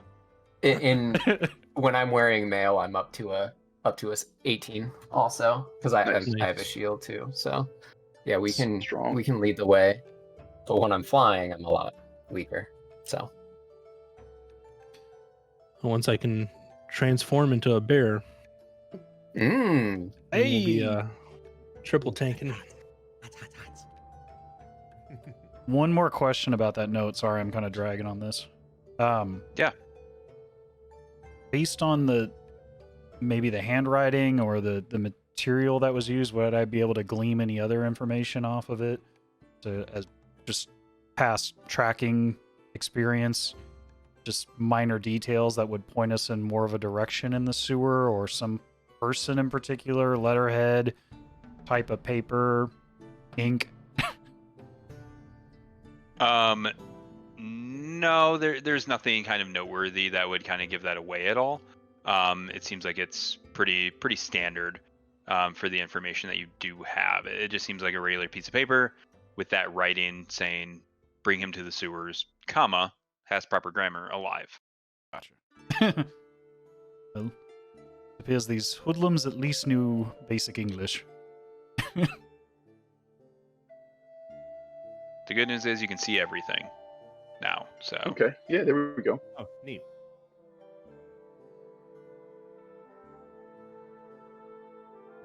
cool. So as you guys are kind of standing there, suddenly you hear some kicking kind of going on. Seems like it's underneath the stairs. But during your guys' investigation, you did see a door, and it just seemed like a small storage area, and so you didn't really pay any attention of it. But you do hear some kicking now, kind of coming from underneath the stairs. Oh, let's go investigate that Yeah, let's see what's inside. for sure.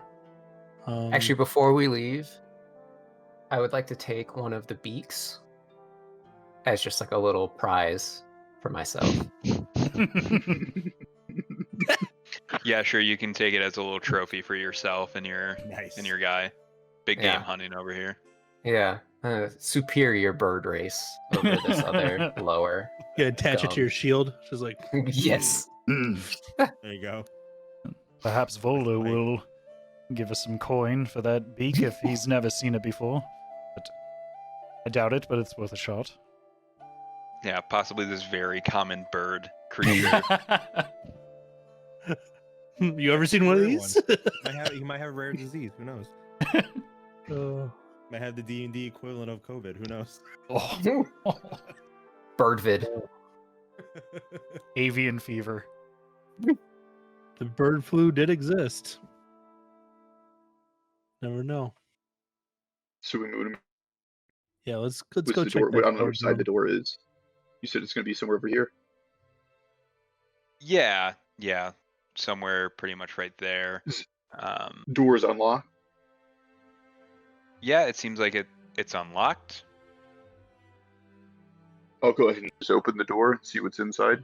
Open the door and step back. See if we can all see in. Okay.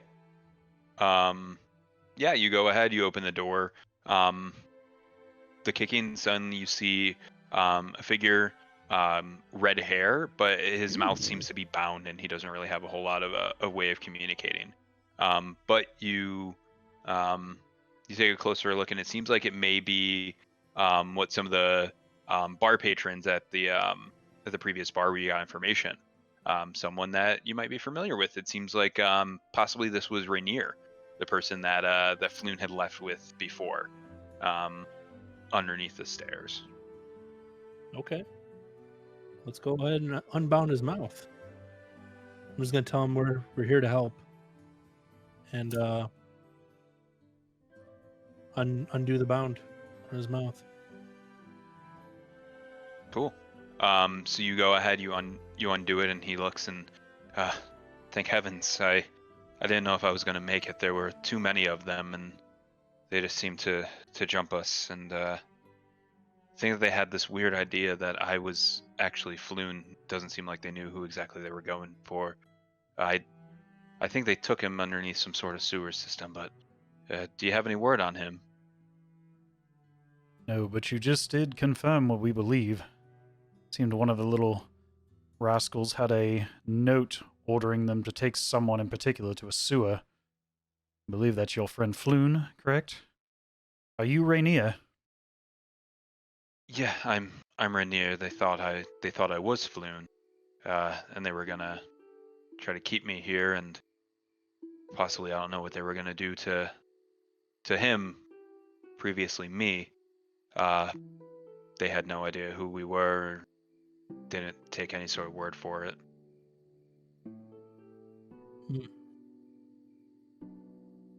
Do you have any idea if they already brought your friend to the sewers, or quite possibly still in this building?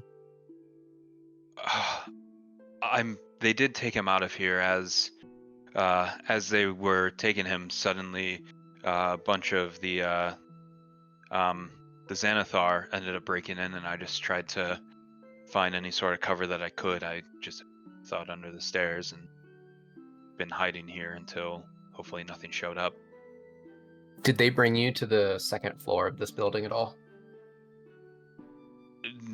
They just kind of threw me in a corner, and I don't know what they were going to do, but thankfully or unthankfully, some others showed up, and I just kind of ran. I'm upstairs now.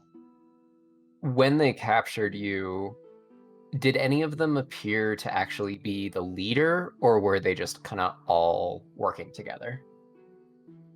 It seemed like they were all working together. It doesn't really seem like there was one person giving orders. Well, doesn't. They just seem to be working off previous information that they had. I think that if there was anyone smart enough to coordinate this attack, they would know the difference between me and my friend. Sounds like these gentlemen were not the most intelligent in the world. Off the top of your head, do you know where the closest entrance to the sewers might be? These gentlemen aren't the brightest in the world. I would venture to guess they're going to try to find the closest entrance they can to escape with your friend.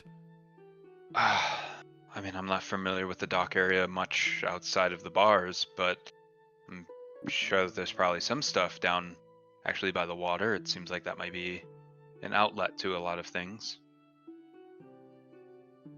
Did they say why they had kidnapped you?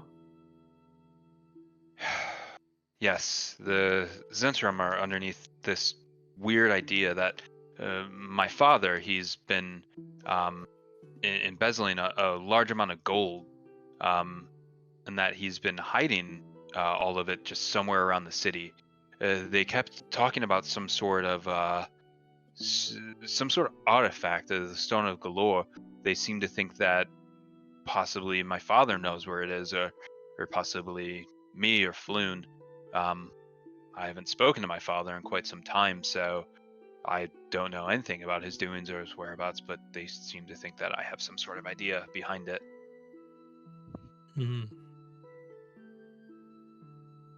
We actually spoke to your father not but a brief while ago. He asked us to find you while we were searching for your friend Floon for someone else. Does that seem appropriate that your father, and excuse me for being rude, but do you see your father truly embezzling money and hiding it across the city of Waterdeep?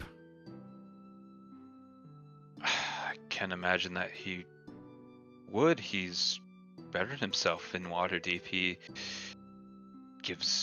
He's pretty much the head smith for all of the guards. I can't imagine that he would need to hide any of the money, but everyone likes riches. What do you know of this Stone of Galore? Is it, and be honest, is it something you were actually aware of, or were you simply chatting and passing after a few too many drinks? I mean, everyone's familiar with the stone. It's kind of folklore. You hear about it. Everyone has it in their story. As far as it actually being a thing, I never thought it would be.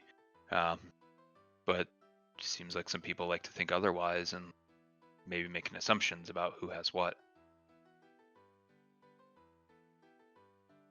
Your friend Floon, did he seem to know more than he let on, or was it simply just slip of the tongue with one too many ales? He's always been a bit boisterous with his wealth. He likes for people to know who he is and what he has. But I can't imagine that he would have anything different.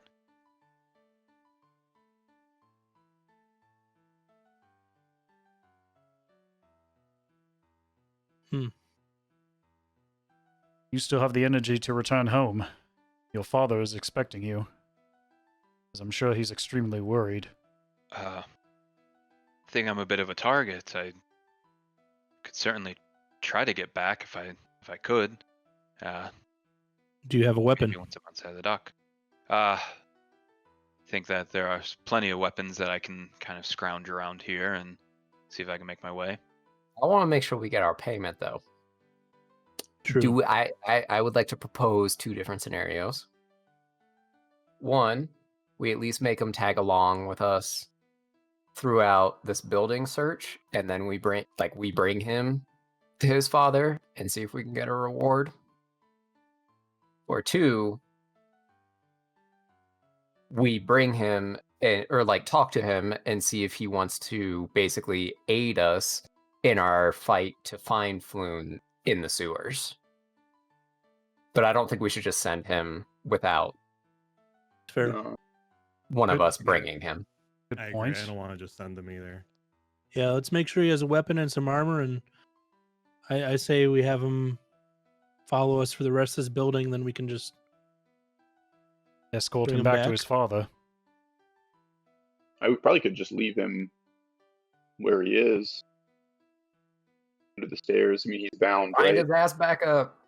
Yeah, just leave him there. Go finish exploring. 'Cause that, I mean, if we give him armor, I don't know the guy, right? We could give him some armor and a weapon, and he might take advantage of that or try to run away. While True. we're engaged in the fight. This is why I buy the ball bearings. His ass is gonna fall. I roll him under his feet. He's going down. Yeah, I mean the other thing too is that if we leave, if we let's just leave him here bound again like he was, what's stopping that if we go after the other one in the sewers, what if we come back here and then he's not here anymore? Then we just lost this guy. Oh, I just mean leave him here while we look at the second floor before we go. I don't want to tag him along. He could get hurt. He could hurt us. True. I gotcha. Okay, I thought you meant leave him when we go. No, yeah, no, just leave him forever. Just Don't leave leave him him in in the the week. This that's is your really home good, buddy. now. All right, he's still bound up, right? Yeah, he's not gagged, but he's bound. Okay. I'm just going to tell him, hey, we're going to search the rest of this building. We're going to leave you bound for now, and then we're going to come back, get you, and bring you to your father. We're just going to run upstairs really quick to the second floor, see what's going on, then we'll come back down and get you. Try to be quiet. He doesn't seem too thrilled about this idea, but Fair enough. he looks and says, got nothing else going for me, may as well. And he kind of scurries his ass back underneath the stairs. We'll be right back. Depending on how furious BRB, your father shut the is, door. that staircase might be the safest place in all of Waterdeep. True. All right. Okay. So you guys So- make your way up the stairs? Yes, please. All right. I'm just going to Who's going hope first? that it does this. Shiny, you want to go Yeah. first? I think Shiny, then me. Yep. We have I'll the go 2 first. highest AC. Just where I think at just that point the where rest you doesn't want me to park, where the entrance is on the other side. Yeah, it's Probably up there here. is another map off to the right-hand side. Oh, yeah. Oh, yeah, That yeah. is revealed a bit. That's the second floor, so to speak. Okay. As you kind of make your way up, this is a balcony area. It kind of overlooks everything down at the bottom. You see a ton of dead Zentarum, Xanathar, as well as some birds that you just dispatched. There's a lot of boxes, a lot of crates, and then it looks like there may be some rooms further up a little bit. So to the northeast there? Yeah. Okay, so everybody that we see up here is dead. There's not actually anyone up here. It seems like any sort of fighting that was going on was actually down at the ground level. Okay. So can we search the area up here and see if there's any goods, I guess? Any armor or, anything sitting around? Gold even? Yeah, gold. Dig through. Yeah, Can we you can open go the ahead boxes? and What's in and the kinda look- boxes? Yeah, you can look through the boxes in that. It seems like outside of the boxes, kind of all throughout the floor, there's not really anything. Cheap wares, some old worn shoes. It seems like that possibly this was a lot of bulking for other things, possibly for a smuggling ring of some sort. On the ground, you don't see anything, but you go to open up the crates, and most of them are kind of filled with either not fully closed up and then just filled with crap, or not filled with anything at all. But there is one that you struggle to actually kind of pry open. And once you finally get it, you actually see these really elaborate tapestries. They're pretty big, about 10 by 10, and they're actually depictions of different cities. Very famous cities, you would know these ones like Neverwinter and Silvery Moon, Boulder Gate. Looks like that there's about 4 of them in total, and just with a quick look at them, you're not 100% familiar with the pricing of these, but you've seen that you could get at least each 50 gold. Let's take All it. right. Hell yeah. How many Dominate tapestries right was on it? 4? 4 total. 4 total. Yeah. Keep taking them. Steal that shit. Hell yeah. Are they like maps of the cities, or are they just like city skylines, or just scenes of the city? Almost just like scenes of the cities, really kind of more well-known landmarks.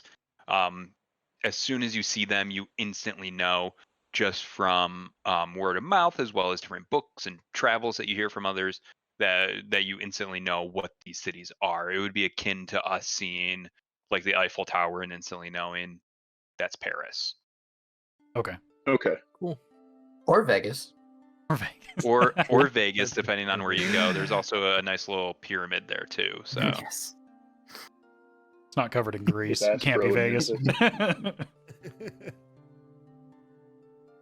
cool. So you guys take the take the tapestries. Yep. Yes, sir. What goes? Do we want to check these other rooms? Yeah. Yeah. Just kind of loot the whole party. What's Um, this swinging door looking thing on the right side? I was just Right about to side ask middle. about that too. I guess it's a crane. That is actually a super good question. Or is that a crane? Yeah, it seems like a crane sort of system involved with it, really kind of rudimentary. Just to take Okay. kind of some crates and boxes from one floor to the other without having to crawl up the stairs. Okay, cool. Sounds good. Yeah, let's check the other rooms. Cool. There is one door that kind of leads into the next room here. Do you just want to make your way through it, I guess? Yeah. Yeah, Shiny, do the honors. Okay.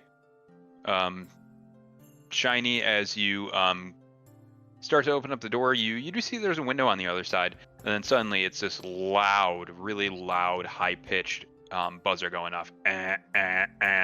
Looks like that maybe this is an alarm system, a bit of a cheap alarm system that someone had set up. to know if anyone's kind of breaking in to give advance warning. Maybe not giving too advance of warning to anyone else.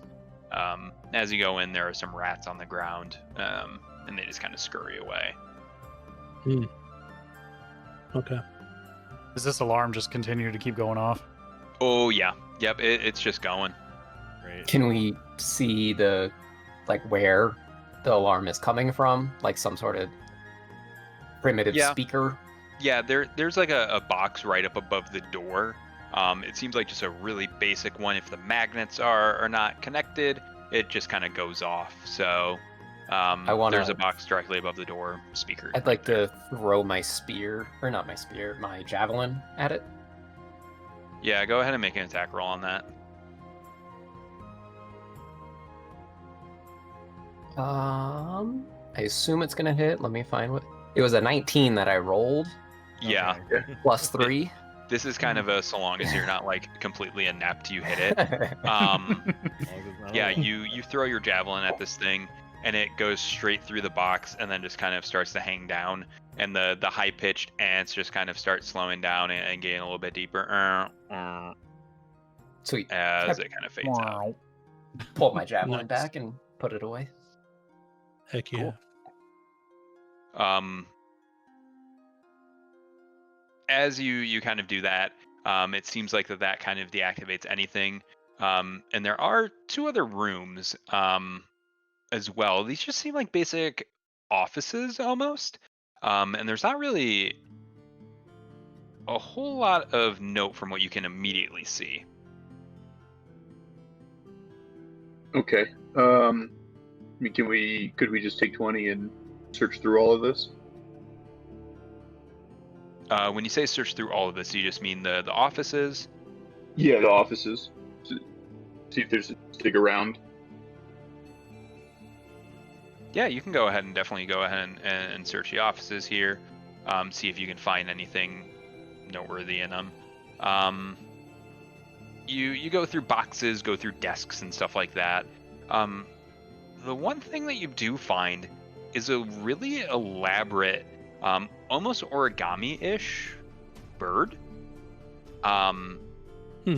It seems kind of out of place with everything, as it seems like something that is refined in nature wouldn't be in kind of a warehouse like this. Yeah, that looks important. Is anyone trained in Arcana? I think I might be.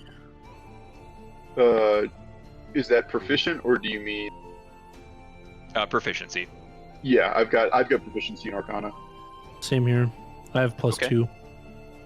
Yeah, so Can we both roll on it? you don't need to roll on it. This would be something that you guys are familiar with. Okay. It's a pretty Okay. rudimentary sort of magic thing. It's not just a regular paper bird, but you know just from your studies that this is actually a pretty cool little thing. So if you know that if you talk directly to the paper and kind of speak a short message, about 50 words or less, it will actually write on the bird, and then if you say someone's name that you're familiar with, it will actually fly to that thing or fly to that person in the shortest path possible. So as long as it's under 50 words and you know the person and you're familiar with them, this bird will go out and attempt to make contact with it. Does it have anything on it now? Is this something that was delivered to someone who's here, or is it like ready to use? It is ready to use. Part of what happens is when that thing reaches the person, that all of those words and everything disappear from it. Okay. So it gives them the message, and then the message vanishes. So it's something they can reuse over and over again. Yep, exactly. Yeah, it's Okay. something that can kind of be reused. There's only one though, from what you were finding throughout this, and outside of that, doesn't seem like there's anything else that is noteworthy amongst this. Okay. Okay. Well, I think this would be perfect for trying to find Floon once we get Rainier back to his dad. Just follow this bad boy. Yep. Or So one thing with that, you are familiar. It is a complete as the crow flies scenario. It will literally just make a straight line from one person to another. So in a city, it won't necessarily make any like turns through roads and stuff like that. It'll just take up, like, go up, go over, and then come down. Yep. Okay. Yeah. The shortest path. Yeah. So Hold on to it till we get to the sewers. I can also fly when I'm not wearing chainmail. Oh, you So- just follow it. Exactly. I can Yep. follow it. Once we're done with this, I can change back into my leather armor and just Cool. follow it. And then make a bunch of noise for you to follow me. Oh yeah. How fast do these things move? The paper birds themselves. Yeah, Mhm. yeah. Oh, pretty slow. From what you're familiar with, maybe about 7-8 miles per hour. So not anything too terribly fast, but a pretty good running sort of pace, or jogging, fast jogging sort of pace. That'll be tough to keep up with if it's going around like through a. For us to keep up with through a city. So, do we know where the sewers are, right? Where Floon is potentially being kept. You do have an idea just based on what Rainier was sharing with you.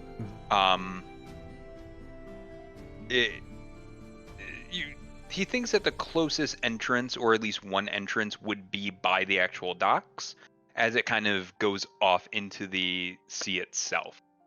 Seems like that there Okay. just naturally would be some sort of outlet pipe that way. Okay, so functionality for this thing, if we're familiar enough with it to know how would it work in an enclosed space. Like if we go into the sewers and then release the bird, does it try to fly straight to them, run into a wall and get stuck? Does it, or will it follow? If we're like again in an enclosed space specifically, would it follow the shortest path to get to him? It tries to take the most direct route, based on just what would be easiest for it. It's an enchanted bird, so if the easiest path would be to where it is, to fly out where you guys came from previous, go up and fly over, it will. If it's, hey, I'm going to take some twists and turns, it will go Okay. ahead and do so from there. Okay. I think this would be very useful in the sewers if we could block Yeah. the entrance to make sure it doesn't leave the sewers and go in a different way that we might not be able to access. Yeah. or Yeah. after Let's we've bring it with. found Floon, assuming that he's all right, doesn't Rainier's father? Rainier's out of character. Rainier's father said he works fairly closely with the guard of the city. Yeah, he does pretty much all of their like blacksmithing, more or less. Okay. Might I recommend that after we find Floon, if we get into any trouble, we send the bird to Rainier's father and have it summon as many of the god as we can directly to this supposed hideout in the sewers. We could perhaps even... Can we... It's a good idea. Is it just words we can write on this? Or can we put like a map on it? It can only be messages. Gotcha. Yeah, it's spoken word. Mm-hmm. So perhaps we could give it basic directions through the sewer, telling the gods exactly where to come after we've found whoever's causing all this trouble. Sounds like That a would good work. idea. In the event that we get outnumbered or something uncontrollable comes our way, it's always good to have a backup plan, an escape route, or some reinforcements. True. All right. Well, what do you guys say? Should we we already searched these rooms up here. Let's go grab Rainier. Bring that boy Yeah, home. let's get out of here. Good Yeah. plan. I agree. As you guys kind of make your way, put away the tapestries and whatever you can, you make your way down the stairs, and again you hear, not surprising, more kicking at the door. You know, not bound this time. It's actually someone just, feebly saying, "Help! Anyone, help!" And he's just constantly kicking. Let's go ahead and just open the door. We told you we'd come back. We're leaving your ass, Rainier. Pipe down. He looks at you guys and just says, "Do you think that you can unbound my hands at the very least?" I'd say unbind his feet, but not his hands. Yeah, well, we got your feet because we need you to follow us. Okay. Yeah, so keep his hands bound as you guys unbind his feet.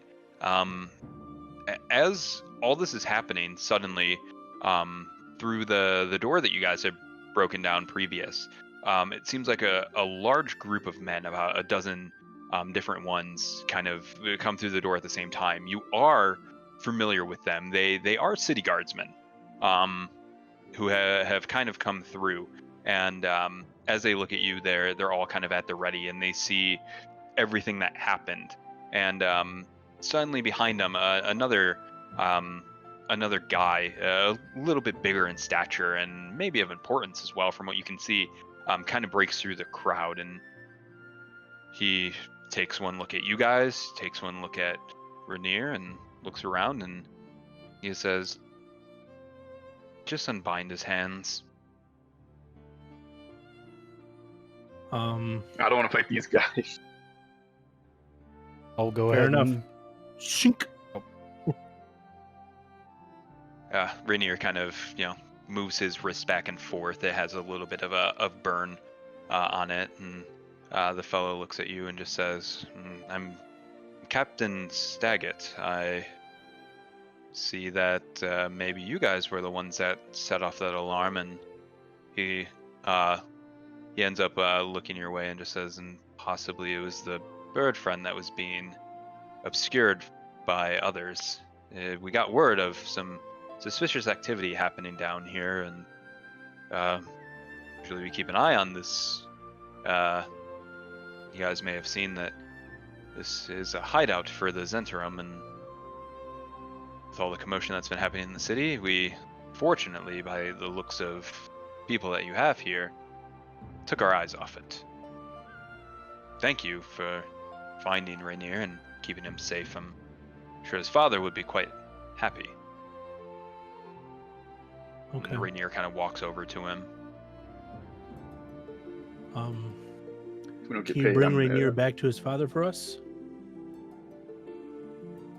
His father is looking for him. I would imagine we could definitely get him up that way, and at the very least get him in a safe and sound environment instead of here down at the docks. It's never been a safe place. I've tried telling him this previous, but maybe this is finally the thing that will beat him into his head. I perhaps. appreciate your help. His father is aware that we spoke with him not too long ago.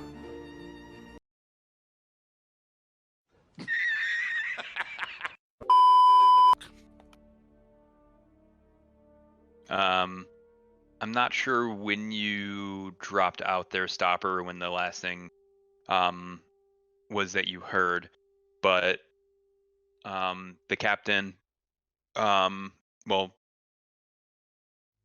Rainier was giving the captain a bit of background as to what Okay. exactly was happening and what was going on with Floon. yeah, he spilled the bean. Yeah, he really kind of threw it out there. So he now knows what exactly is going on, knows that there's another character named Floon, and he doesn't offer any sort of support to you guys, and rather says, it's best to not really meddle in a lot of criminal activities. But he says so in a bit of a pleasing manner, looking at the pseudo kind of death and destruction amongst the entirety of the warehouse floor. The captain was saying that to us. Yes. Okay. Yeah.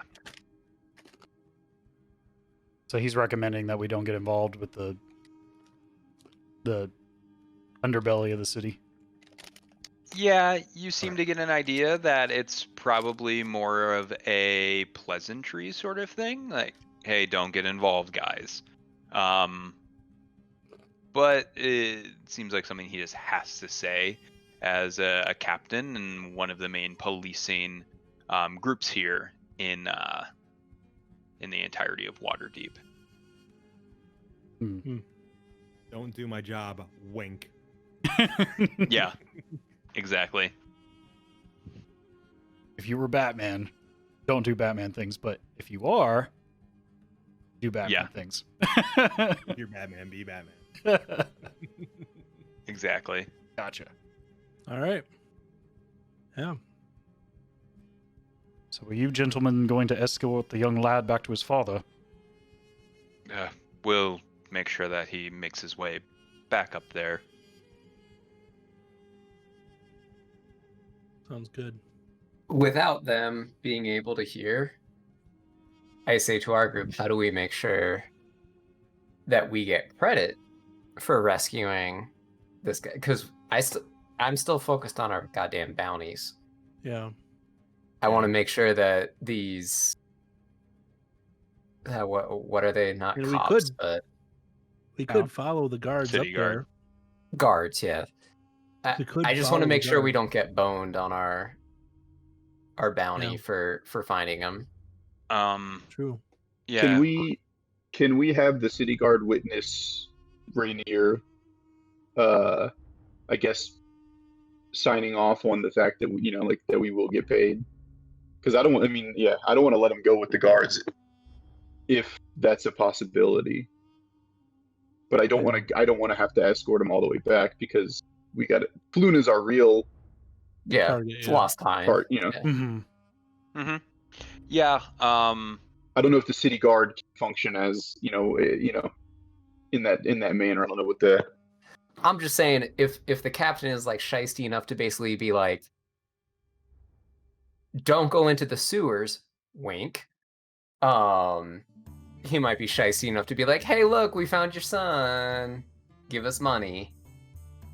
We found him." True. Yeah. I mean, I was gonna say, we could do the message thing to him, but nah, that's kind of a waste of time. Yeah, I had the same thought too, actually. But then same we exact. lose our bird. Exactly. Yeah, a waste of a powerful item. Potentially Yeah. powerful item. Yeah, I think I mentioned in the first one, even though I'm a cleric, like I'm really guided by loot. So like I'm always gonna be focused on like get that fucking money. Get the bag. More so get the gear. Hmm. I want like cool ass shit as I know we're only level 1, but as we Yeah. progress, like I want cool shit. And if this Yeah. is gonna be a hindrance to doing that, my feathers raise up.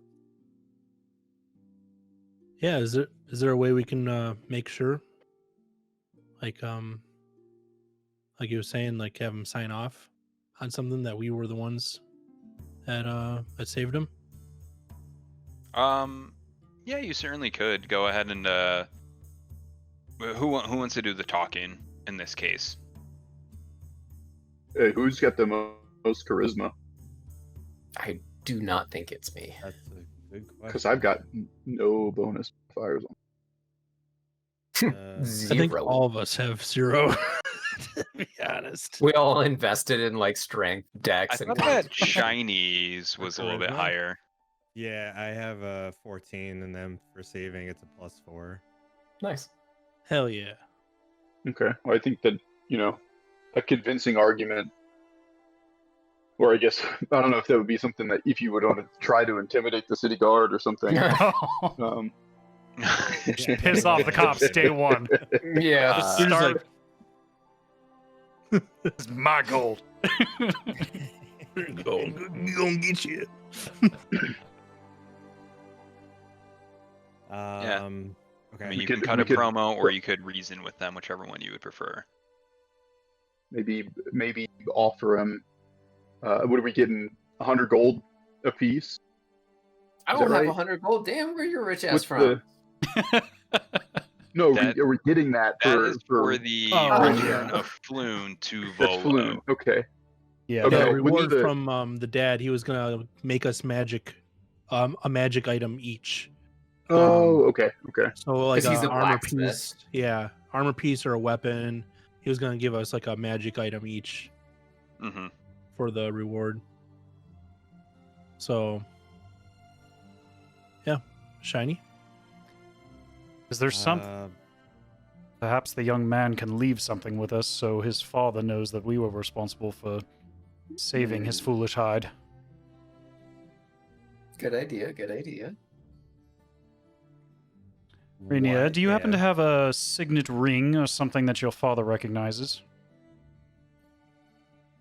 I mean, I had it on me, but it seemed to be taken from me. I'm not sure exactly where it could possibly be.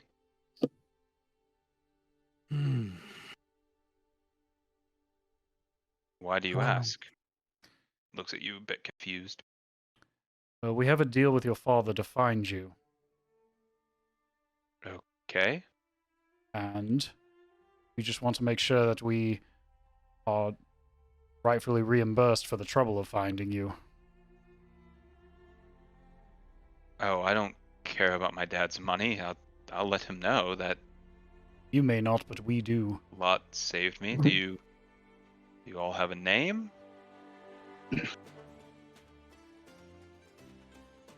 The band of curiously odd travelers. The Bacot, if you will. The Bacot. That's the name of the campaign.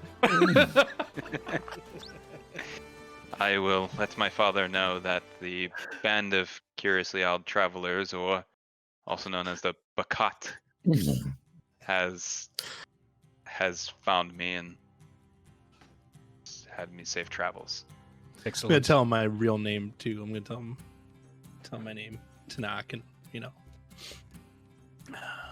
hmm Okay. He looks back and just gives a reassuring nod as some of the guards start to kind of usher him out. The captain looks at you and says, "Thank you. I don't like it when other people do our handiwork, but it's not the worst thing currently."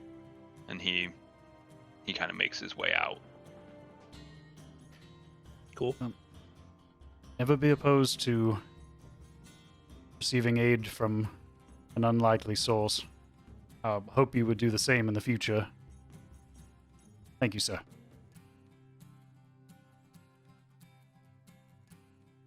Cool. All right. So let's go look for those sewers. Sewer time? Tight. Worst thing. Quick time check. It is 10:45 Eastern. I know Vale has an 11 o'clock stop. How are you feeling in terms of... Do you feel like we can do 15 more minutes and find a natural breaking point? So there is a bit of I could do like 30 more minutes probably. yeah, so there is a bit of watch that you guys would need to do to possibly find the actual sewer. You don't quite know 100% where it is. I would say if you guys kind of did that searching, finding out where the sewer is, it may be a bit confused as to what part you need to find. You could probably find the next like portion, but then after that, it would probably be like an hour and a half of actual like Gotcha. exploration Cool. past that. So we could Okay. find where you were going if you wanted to Yeah. just continue on for the next. Yeah, let's do that. 20. Okay. Sounds good. Also, I would like to take this opportunity to change out of my chainmail and back into my leather armor to try and give us some eyes in the sky if we need it at some point. Sounds good. Okay. Cool.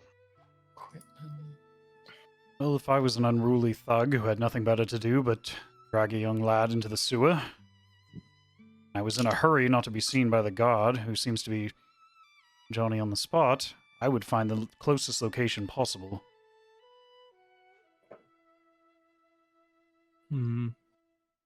Judging by the haphazard removal of themselves from that warehouse, I would assume it's probably pretty close. I agree. Yeah, let's leave the building. Cruise on out of here. And we're right by the docks, you said, right? Okay. Yeah, you're a little bit it's a warehouse, so it's a little bit away from the docks, but it's not so far away. Seems like that this would be something where people would kind of stash some stuff that is getting ready to be put onto boats. Okay. Would we have seen any while exiting the warehouse? Would we have seen any signs of a struggle, perhaps, or any signs of unwanted departure? No. While this isn't the most traveled sort of road, it seems like that there's some people that do kind of travel back and forth throughout it, and it seemed like that there was quite a bit of unwanted struggle on the inside of the warehouse already, to where it doesn't really seem like there was a whole lot of fighting outside of it. Okay. Doesn't appear that he made much of a struggle while leaving the warehouse, and believe all the dangerous bit happened within the walls, so no signs that we Okay. can track. I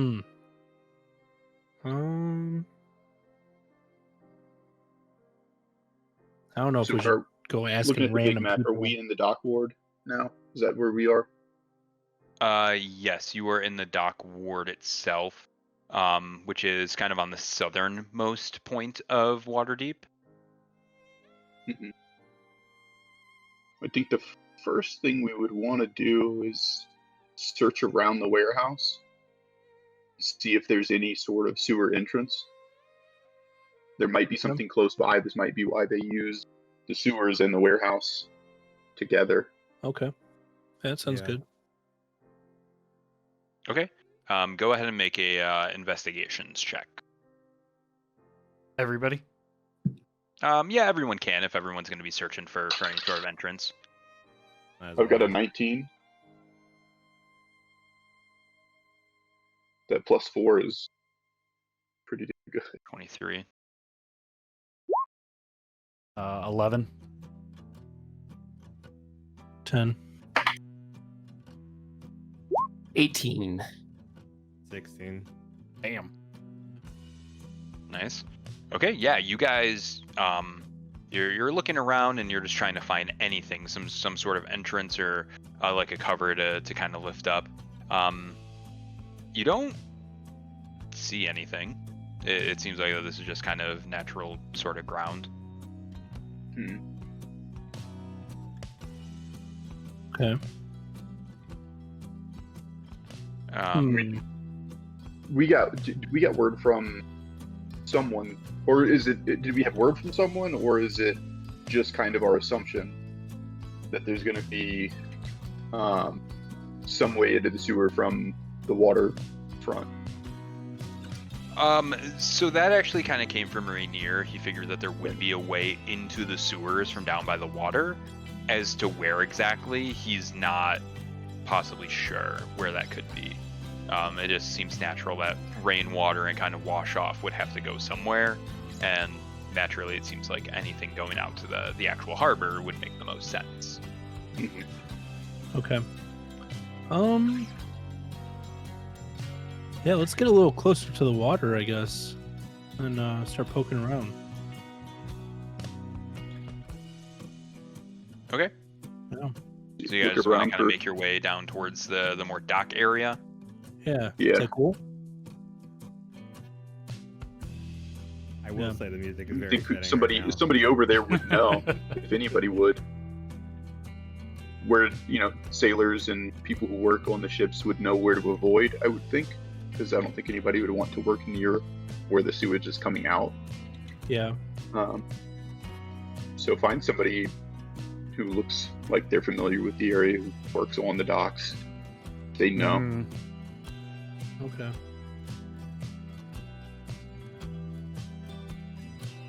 Friendly looking sailor. Friendly looking sailor. Yeah, you guys make your way down towards the water. Ask some people if you know where they can find some friendly looking sailors. You eventually a fellow just kind of stops you and asks, like, you know, what are you guys doing? It doesn't seem like your lot should be around here. we're just looking for some friendly looking sailors. That's all, mate. That's all we want. That's all we're looking for, pal. He Oh, kind of God. looks at your group quite oddly and just kind of asks for what purpose exactly? There were some shady individuals who took something valuable from us. We'd like to find them, collect it, and possibly throw them where they belong. The closest entrance to the water. Yeah, so this guy, his eyes get very, very wide as you say this, and he kind of walks closer, kind of off the road, and kind of ushers you guys over, and he leans in and he goes, "Do you mean the Stone of Galore? Do you know where it is?"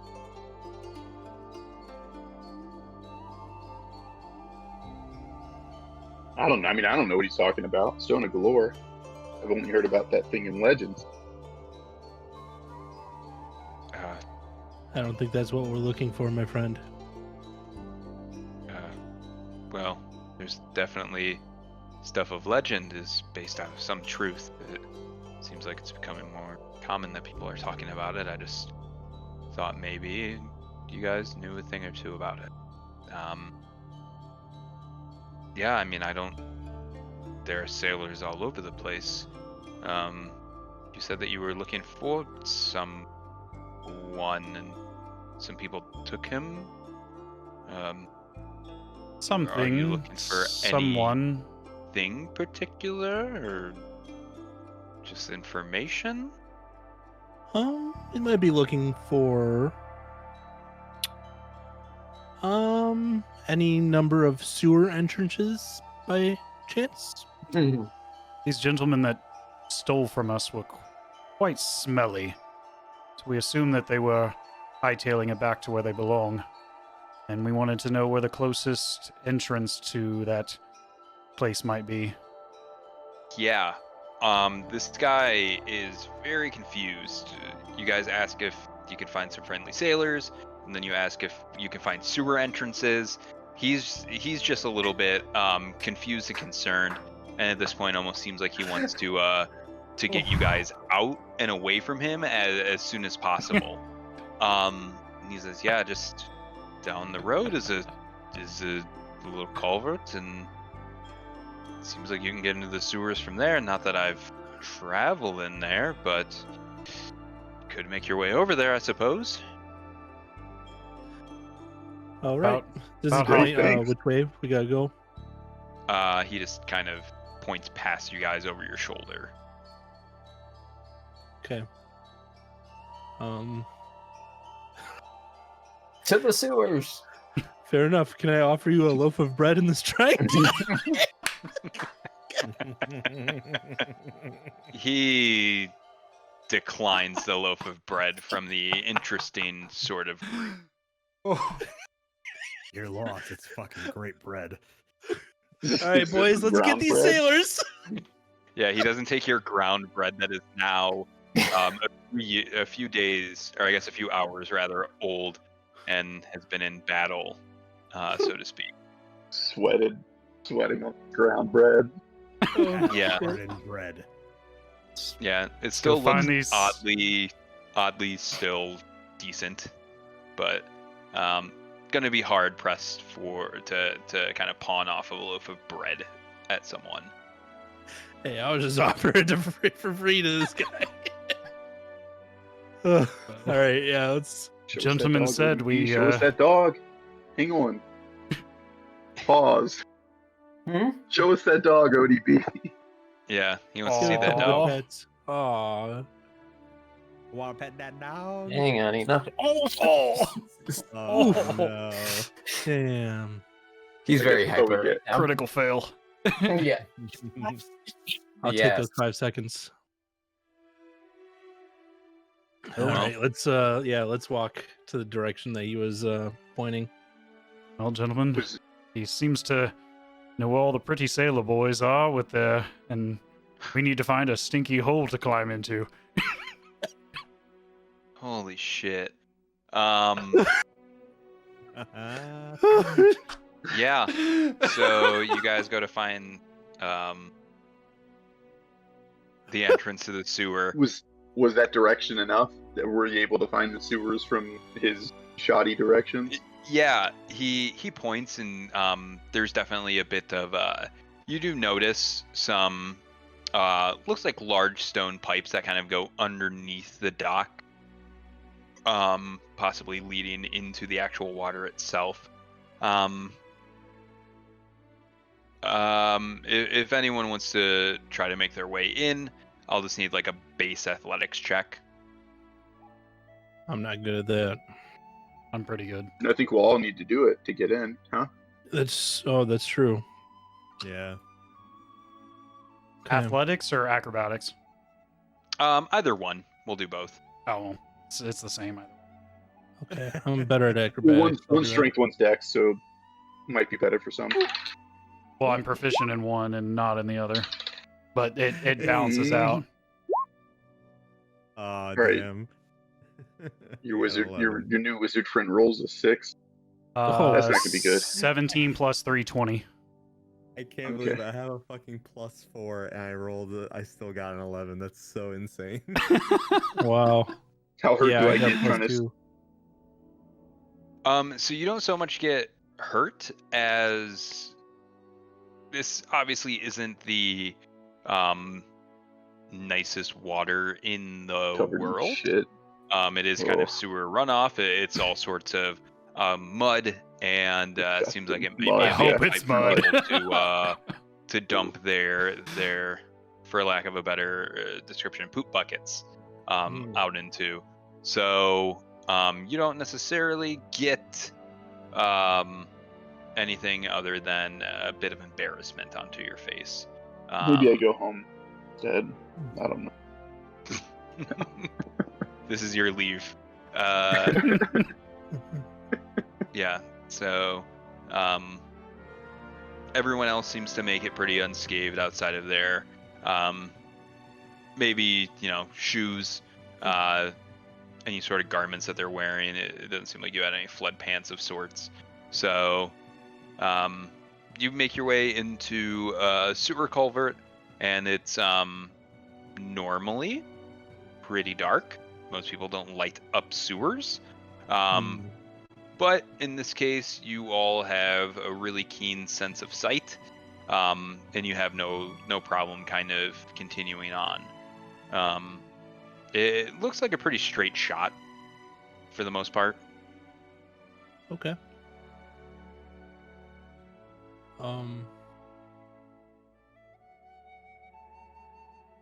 There's no torches or anything lighting the way. Nope, there's no torches or anything lighting the way. Not so much that it would do you a whole lot of good. It's almost like that scenario when you can see really well in the darkness. Light can sometimes actually kind of inhibit you because it just kind of adds like a weird glow to everything. Okay. All right. So we're at the entrance of the sewers. I don't know. I don't know if I've got that. You don't know if you have Trying to find. I don't. Dark vision. I don't think that I do. I don't think you would have as a dragon, but maybe not. It would say, if you guys know exactly where it is on D&D Beyond, I think it's over by where Yeah. your Is it path under features and perception traits? is. It's under It's under proficiency. senses. Yeah. Yeah. It's right underneath your senses. Yeah, it's for me. It's racial traits and but yeah, that's what it is for me. Yeah, because it's not listed in my racial traits. I do not have dark vision. Hmm. Okay, so I see. God, okay, you're a dragon without dark vision. That sucks. Yeah. Yeah. So you have a little bit of trouble seeing. You could go ahead and possibly pull out any sort of torch or just kind of follow the group, or possibly conjure something if you have any sort of abilities to kind of see. But it's kind of completely up to you. Yeah, I'd like to be able to see. I don't know. I didn't prepare any light spells, so see if double check. I've got create bonfire, but that's mostly used for attacking. But You're just it walking does- through, creating bonfires along the way. yeah, just like A large amount of them. Setting everything on fire in there. Does anybody have a torch? I can't really see in here. I think I have one. yeah, I have one. Yeah. I think you should have one in your basic adventures. Do I? You Yeah, might. you Should be all the way at the bottom. Equipment. Because I took a different adventure gear. No. Okay. Spellbook, small knife. Yeah, if you guys want to go ahead and give up your torch, Yeah. that comes with a way to light it. You could definitely go ahead and How light it off. difficult? How dark is it? How difficult is it to see? Because I'm assuming as we get further down there, it would be much harder. But Yeah, it's kind of that scenario. if I can see like 10 to 15 feet in front of me, I think that's fine. Just because I'm at the back of the pack with all of you. So as you get further and further in, it does get more and more dark to the point of where it's almost like a pretty much a complete darkness. It's pretty obstructed. You can't really see a whole lot. If you were to go ahead and actually light the torch, it would kind of give you a dim light to where you could see about 20 feet in front of you or so. Okay. The rest of you obviously not having any sort of issue with that. Yeah.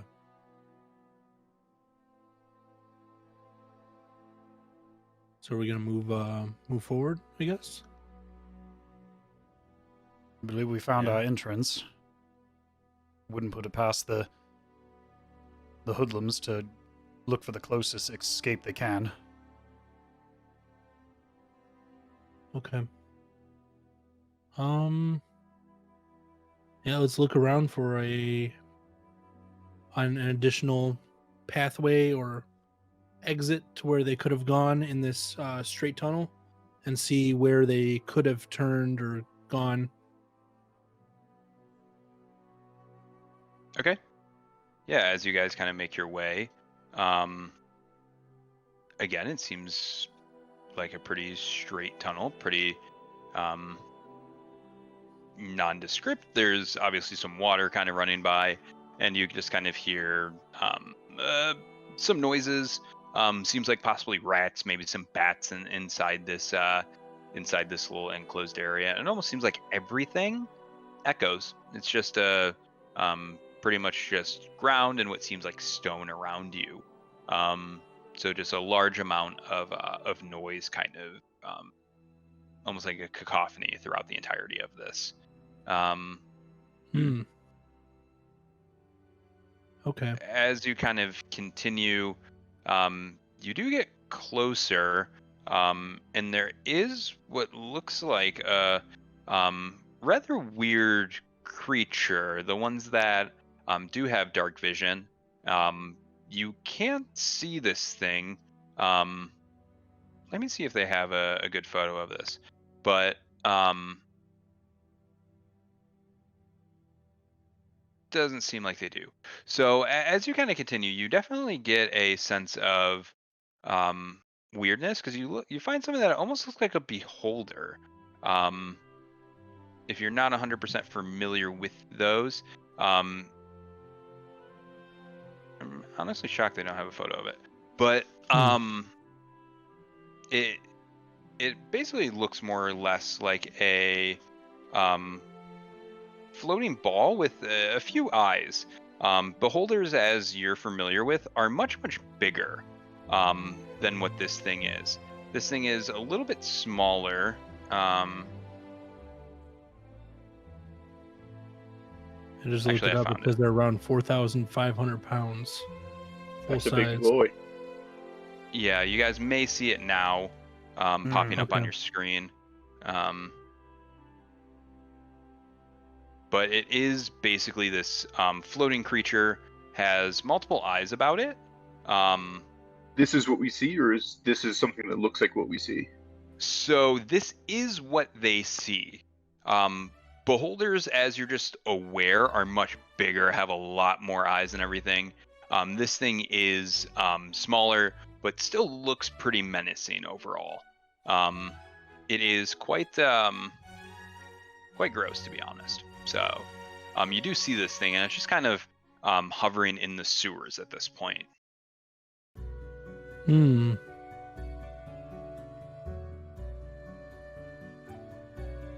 Hmm. Well, And it's far enough away I can't see it. No, you unfortunately would not be familiar, or not. You would not know this thing exists. This is as they get kind of closer. It's about 50, 60 feet from you guys right now, and it is just kind of moving around, looking kind of back and forth at whatever it can find. So it hasn't seemed to notice our presence at all. Not yet. You guys don't seem to be really making a whole lot of unwanted noise. So We lost ODB. Oh. Oh yeah. Oh no. right. It looks like he's trying to restart his computer or something. In the Okay. freeze frame that we've got. Yeah. yeah, like it kicked on last second. Just- Um, but yeah, you guys do see this kind of gigantic thing from far away. Yeah, he just said in stoppers. I'm back. We got him. He's back. Nice. You guys So overlays we're are about- Beholders are safe. fucking scary. It's better We're not about be out an of time, actual so- beholder or we're all dead. So you probably, when you ended up dropping, it is not an actual beholder. Okay. You just know this based on the size of this thing alone. It is not big at all, really. It's much smaller. It has There few he less is. eyes, and it's maybe only about 8 inches in diameter. It's Okay. weird. It's a small looking creature, but it is freaking weird. Is this something you might see out in the wild in nature, or is it more of a urban creature, or something that I would know from past travels, adventuring? You Hunting? have never seen anything like this before. Okay. Most people are somewhat familiar with beholders, especially if they're Mhm. adventurers, because it's one of those things so where if you see it, you go in the other direction. Mm-hmm. This is something unlike anything you've seen before, just based on its size of being so small, but semi-resembling one.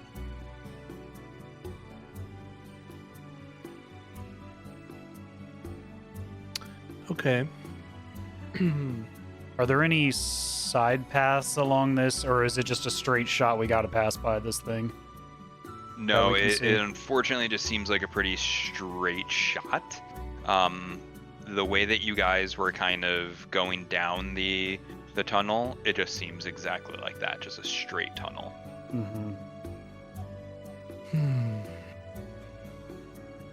Looks like we have to fight this thing.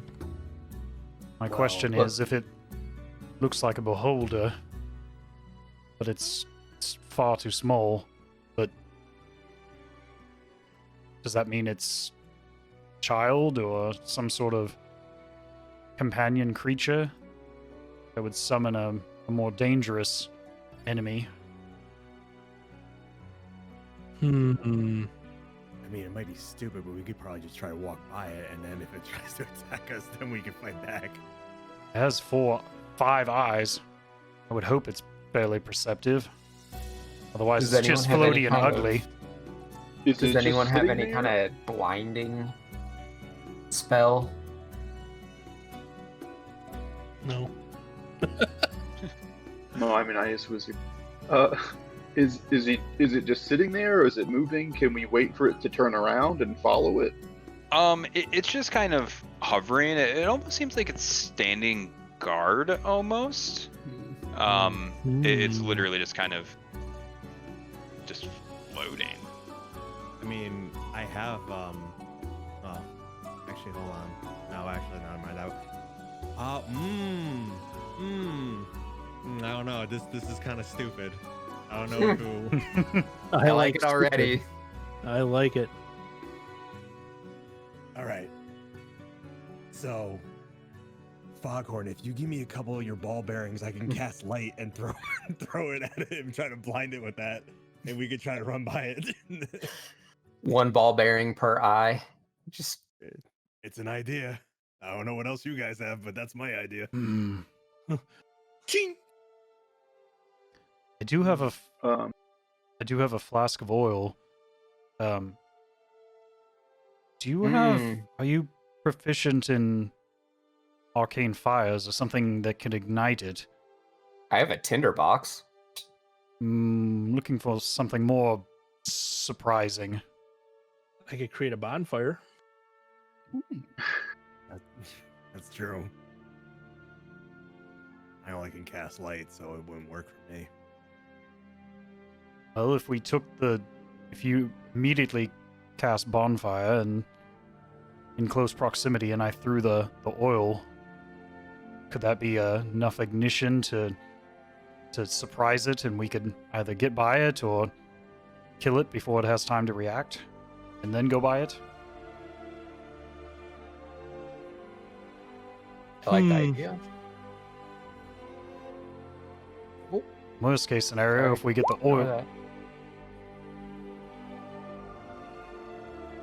Unless you want a 22, but What were you rolling for? I just clicked Oh, God. on my okay. page. I was trying to click. I was trying to click on my equipment to see what it was, and spell attack is like so close to it that I clicked on that, and it's like, oh, 22. That's a bummer. Let's go. All right. Oh, This this is thing sounds a little dangerous, but I think we might have to fight it. Yeah, fuck it. Do you have time to fight it, Vale? Yeah, I can push another 15 minutes. That's up to you, man. We don't want to force you if you don't want to. Yeah, No, I got it. we could just save because my guess is this is going to alert something. And then we have a bigger fight afterwards. So might just save it for next time. Yeah, in the description it does say it could be a familiar, and it can have a master that's nearby, and it could be just like guarding Yeah, if the it's- master's. Yeah, we could be Area. getting into some shit. very likely Okay. guard. What do you say? What do you say, Balsamic? Do you think we should call it right here without any spoilers? I think you guys should fight it. Okay, let's fight it. All right. All right. Okay. Should we try to Okay. spring a surprise on it? While we have it doesn't seem to notice us because it hasn't reacted. And Let's. whenever you encounter creatures in the wild that are keeping watch over a larger pack, you send one small, loud, rather obnoxious one to alert the others. I could be very wrong, but this seems like that sort of scenario. Yeah. Okay. It seems really weird that this thing hasn't really seen you yet, being something that seems like it's kind of taking guard, but it just Got not 5 seem eyes. like it's really seeing all that much. Yeah, it has 5 eyes, but they're Ooh. not that great. I wonder if it's, I forget what they're called, but like basically a shapeshifter. I wonder if it's like something not all that smart, but it is Can't act like it would shapeshifted. work, Yeah. Yeah, into this to make it seem like, hey, look at this thing I'm guarding, blah blah blah, to like scare people away from entering. So it could just be, you know, a humanoid type thing that is shapeshifted into this to make people like get scared and go away. That is genius. Can we do a Arcana check to see if it's like, to see if it has any magical? Some sense magic. So I have detect magic, Okay. but it's like a one-time spell. Oh, Like it would take up a spell slot. Mhm. yeah. I'd rather save it for deeper in Yeah. the dungeon, or Yeah. deeper in the sewers. I don't Yeah, want to save use it that. quite yet. Yeah. Yeah, I would need a long rest to replenish it otherwise. Okay.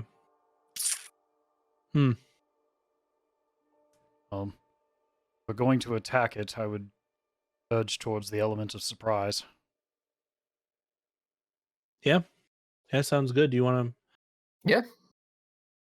Yeah. Let's just pop his ass. Okay. Just pop him like a zit. Are we? Is someone taking a shot or? I can try to Are we hit doing him the from. Yeah, I was gonna say it should either be Foghorn or it should be Kai. What does your bow do in terms of damage? Is it a D8? It's a D8 plus 3. Yeah, you should go. My javelin's a D6. Okay.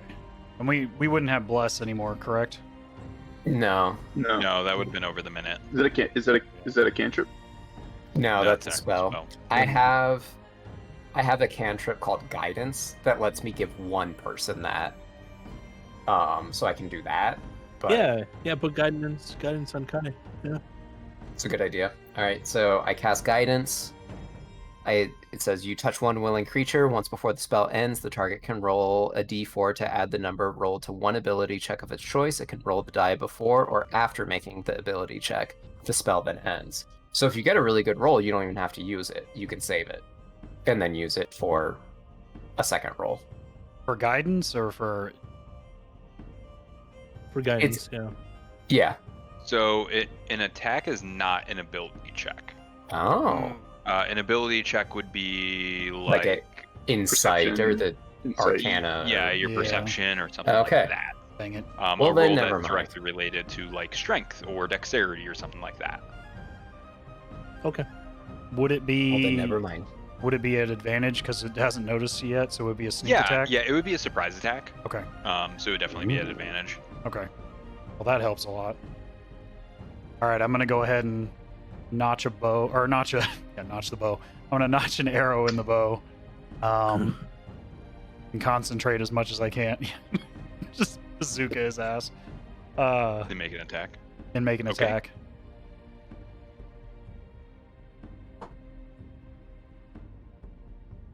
That is a 14 plus 5, so 19. Okay, Nice. that hits. Go ahead and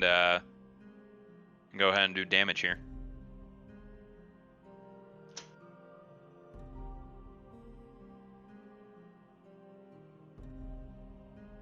That is a 3 plus 3, 6 damage, piercing.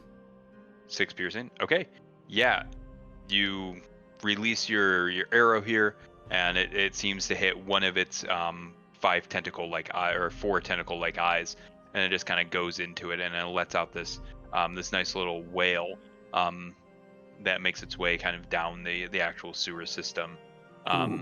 As this happens, it clearly starts to float after you guys. Just gonna need some initiative checks. Gotcha.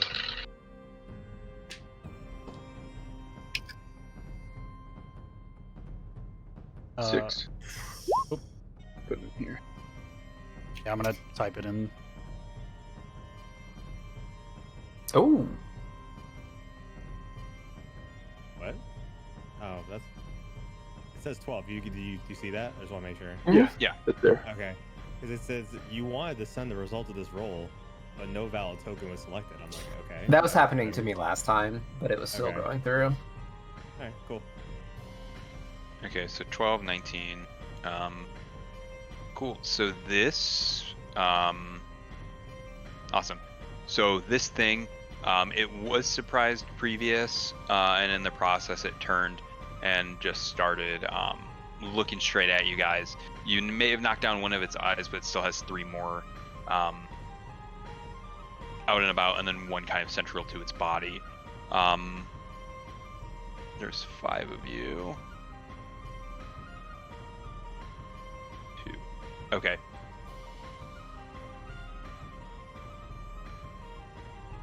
And pull that. Okay, so it's going to look at, who would that be? Val Okay. and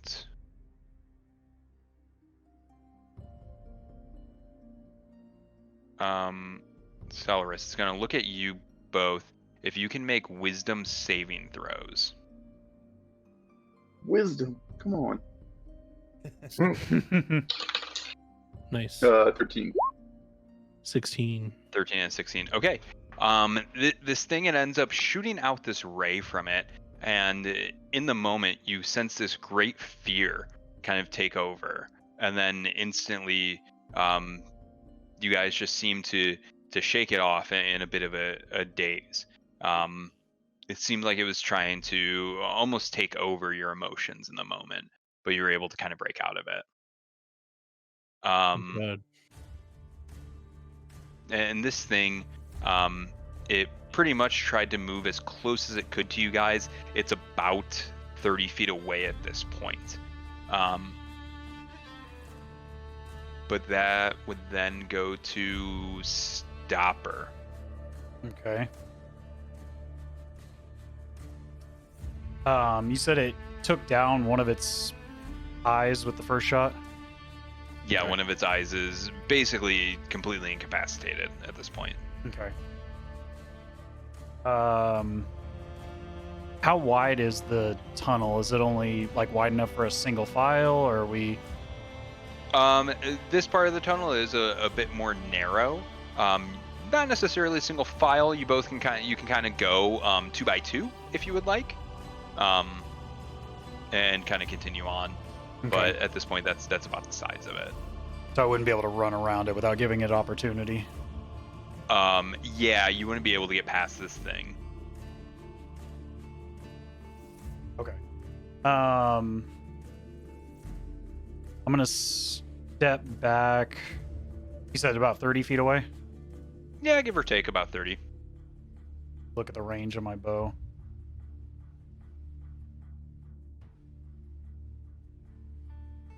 Oh, it's got plenty. I'm gonna step I was gonna back. say, if anything, it's you're Yeah. in danger of getting too close. You at some are point. fine. Okay. Yeah.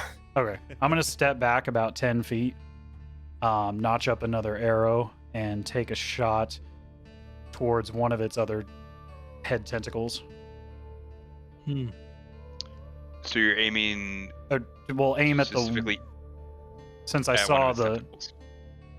Yes, the one that we saw kind of light up earlier and Okay. attack.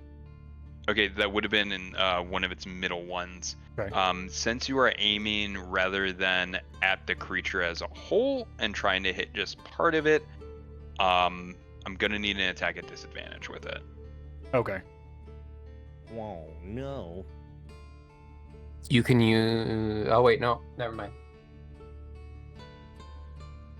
I guess I'll just I'd say Seeing no. it I'd say go shake- for it. I mean, screw it. it's- We're going for it. yeah. What's I mean, what's Why not? like? Its AC can't be that high. That's a 10 to hit. You go to kind of you draw your bow back and you release your arrow, and it's kind of at the top of the tunnel, so it's kind of hard to hit. And as it kind of hits the tunnel, it causes it to ricochet kind of off to the side, and it doesn't seem like it's able to kind of get to it in time. Okay. All right, I'll go ahead and end there. Okay. So that's it. Is it really then all the way down? I may have missed a person's roll. Yep, to Abraxos is next. Yeah, Okay, yeah, that's what I thought. yeah, 12 just seemed really low. So, all right. So I mean, I'm obviously gonna try to attack it, but I'll just go for I'll try to like jump up and I'll try to like slash the eyes, like the what's it called? Actually, no, it's easier probably for me just to do the main one. I'll just try to slash the big eye. the big eye in the middle. Okay. Big boy. Okay. Yeah, go ahead and roll an attack. Alright. Sure.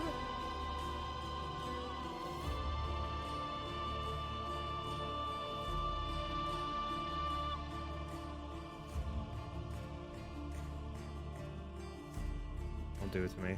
Don't do it to me. No. Ouch. An 8. It was it was gonna be an 11, and then the die just was like, Decided to roll over. Yeah, Really that did sucks. the last second. So you go to take a swing at this thing, and we already kind of mentioned it is quite small. You go to swing, and it just kind of moves out of the way really quick. This thing seems like it can make really short changes in a very short period of time, and so it moves off to the side as you come down with your scimitar, and it doesn't seem to hit, unfortunately. It was roughly about 30 feet away from you at the start, so you would have had to use your movement, it seems like, to get up to it. Gotcha. Okay. Bit of a bummer, but Big we'll time. continue on here.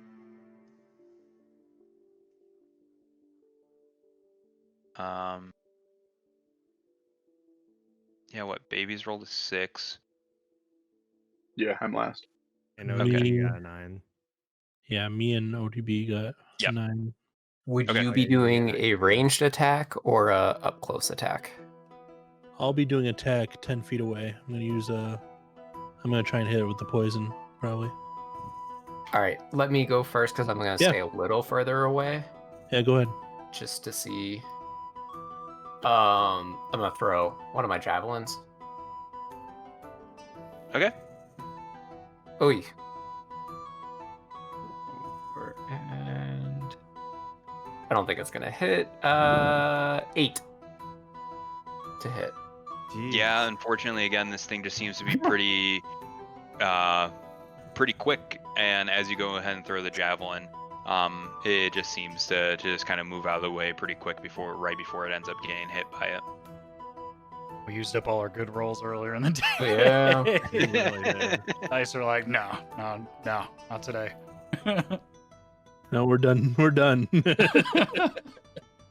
Run on in there with poison spray. All right, I'm gonna get 10 feet away from it, and I'm going to try and hit it with a poison spray. Con 13. Con 13. Yep. Okay. It seems like it's gonna hit it. All right, roll. Freaking D12. Holy shit. Yes! Nice! Let's go. There Look it at that. is. Cool. So this thing was already really kind of a gross character, just kind of living in a sewer and everything. But it seems like something about your actual spray ends up taking it over. And as it kind of covers it, it suddenly, its eyes begin to kind of shrivel up, and its tentacles seem to almost become dry at that point. And it kind of wavers back and forth before finally kind of going into the side of the wall and kind of rolling down into the mud below.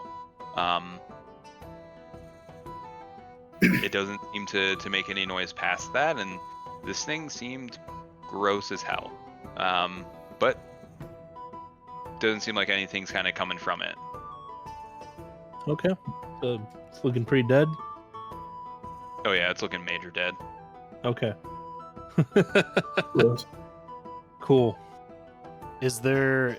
I mean, is there anything worthwhile that we could cut off of it and take as a potential sellable chunk to somebody who One might of its want eyes. it? Yeah. It's a ODBs seems to be the guy that likes to take stuff off of the dead.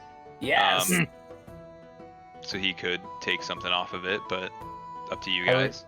I would like to take one of the middle tentacle eyes. Okay. Of course. All right. At this point, it seems almost preserved in poison.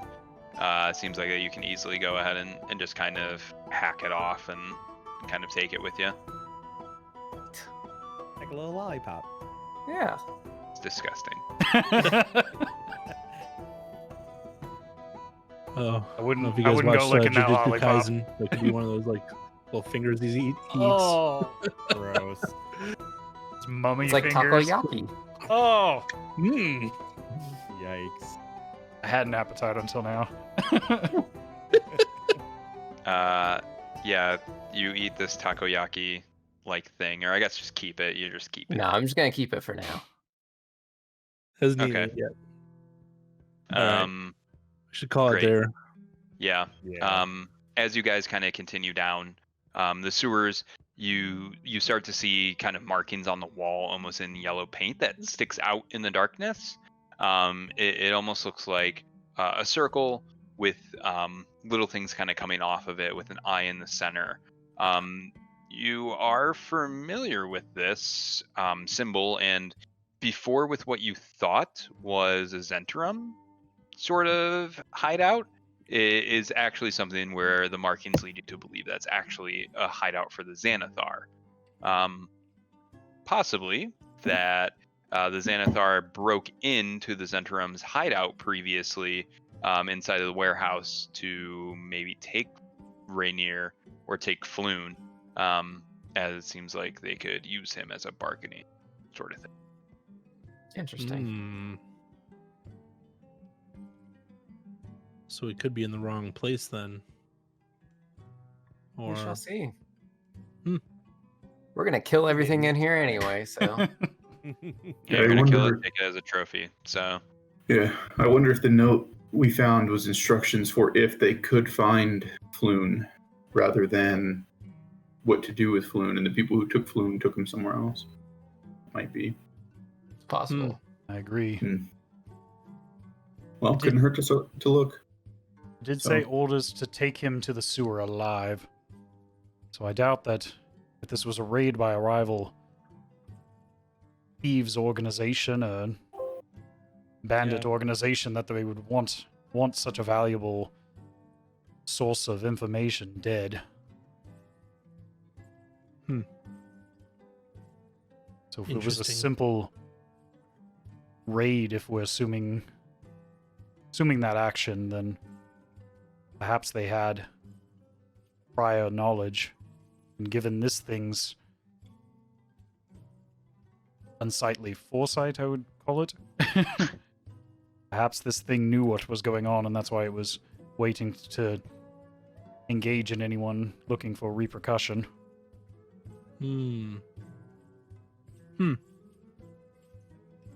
We'll find out in the next episode. So. Of yeah, quite Dragon the Ball, no. cliffhanger to be left off on. Cool. Yeah. That was fun. Thank you. Hell yeah. GG. Another one in the books. Yeah, Sir. Sir. that thing is very squishy, so I really wanted you guys to go through, but it was hilarious hearing all the banter about if you should or not. I was also rolling every minute to see if it noticed you guys, and I rolled 3 or 4 2s in a row. And I was Oh like, my God. they're not gonna see shit. So Yeah, we're just sitting there like, hey, yeah, just hanging out inside of a sewer, Yeah, debating so what to if do. you're with this torch, Yeah, that's what I wanted to ask if we knew if it had dark side or not, but Yeah. It has 5 eyes and it's blind in 4 of them. Hmm. Hell yeah. Good game, Cool. gents. Yeah, tight. That was Yeah, fun. thanks a lot, guys. Yeah. Thank you. Have a great weekend, everybody. Likewise. Yeah. Thank you, guys. Thank you, Balsamic. Yeah, man, always fun. We'll Thank you. Killing it. Thank you. We'll figure out when we're gonna do the next one.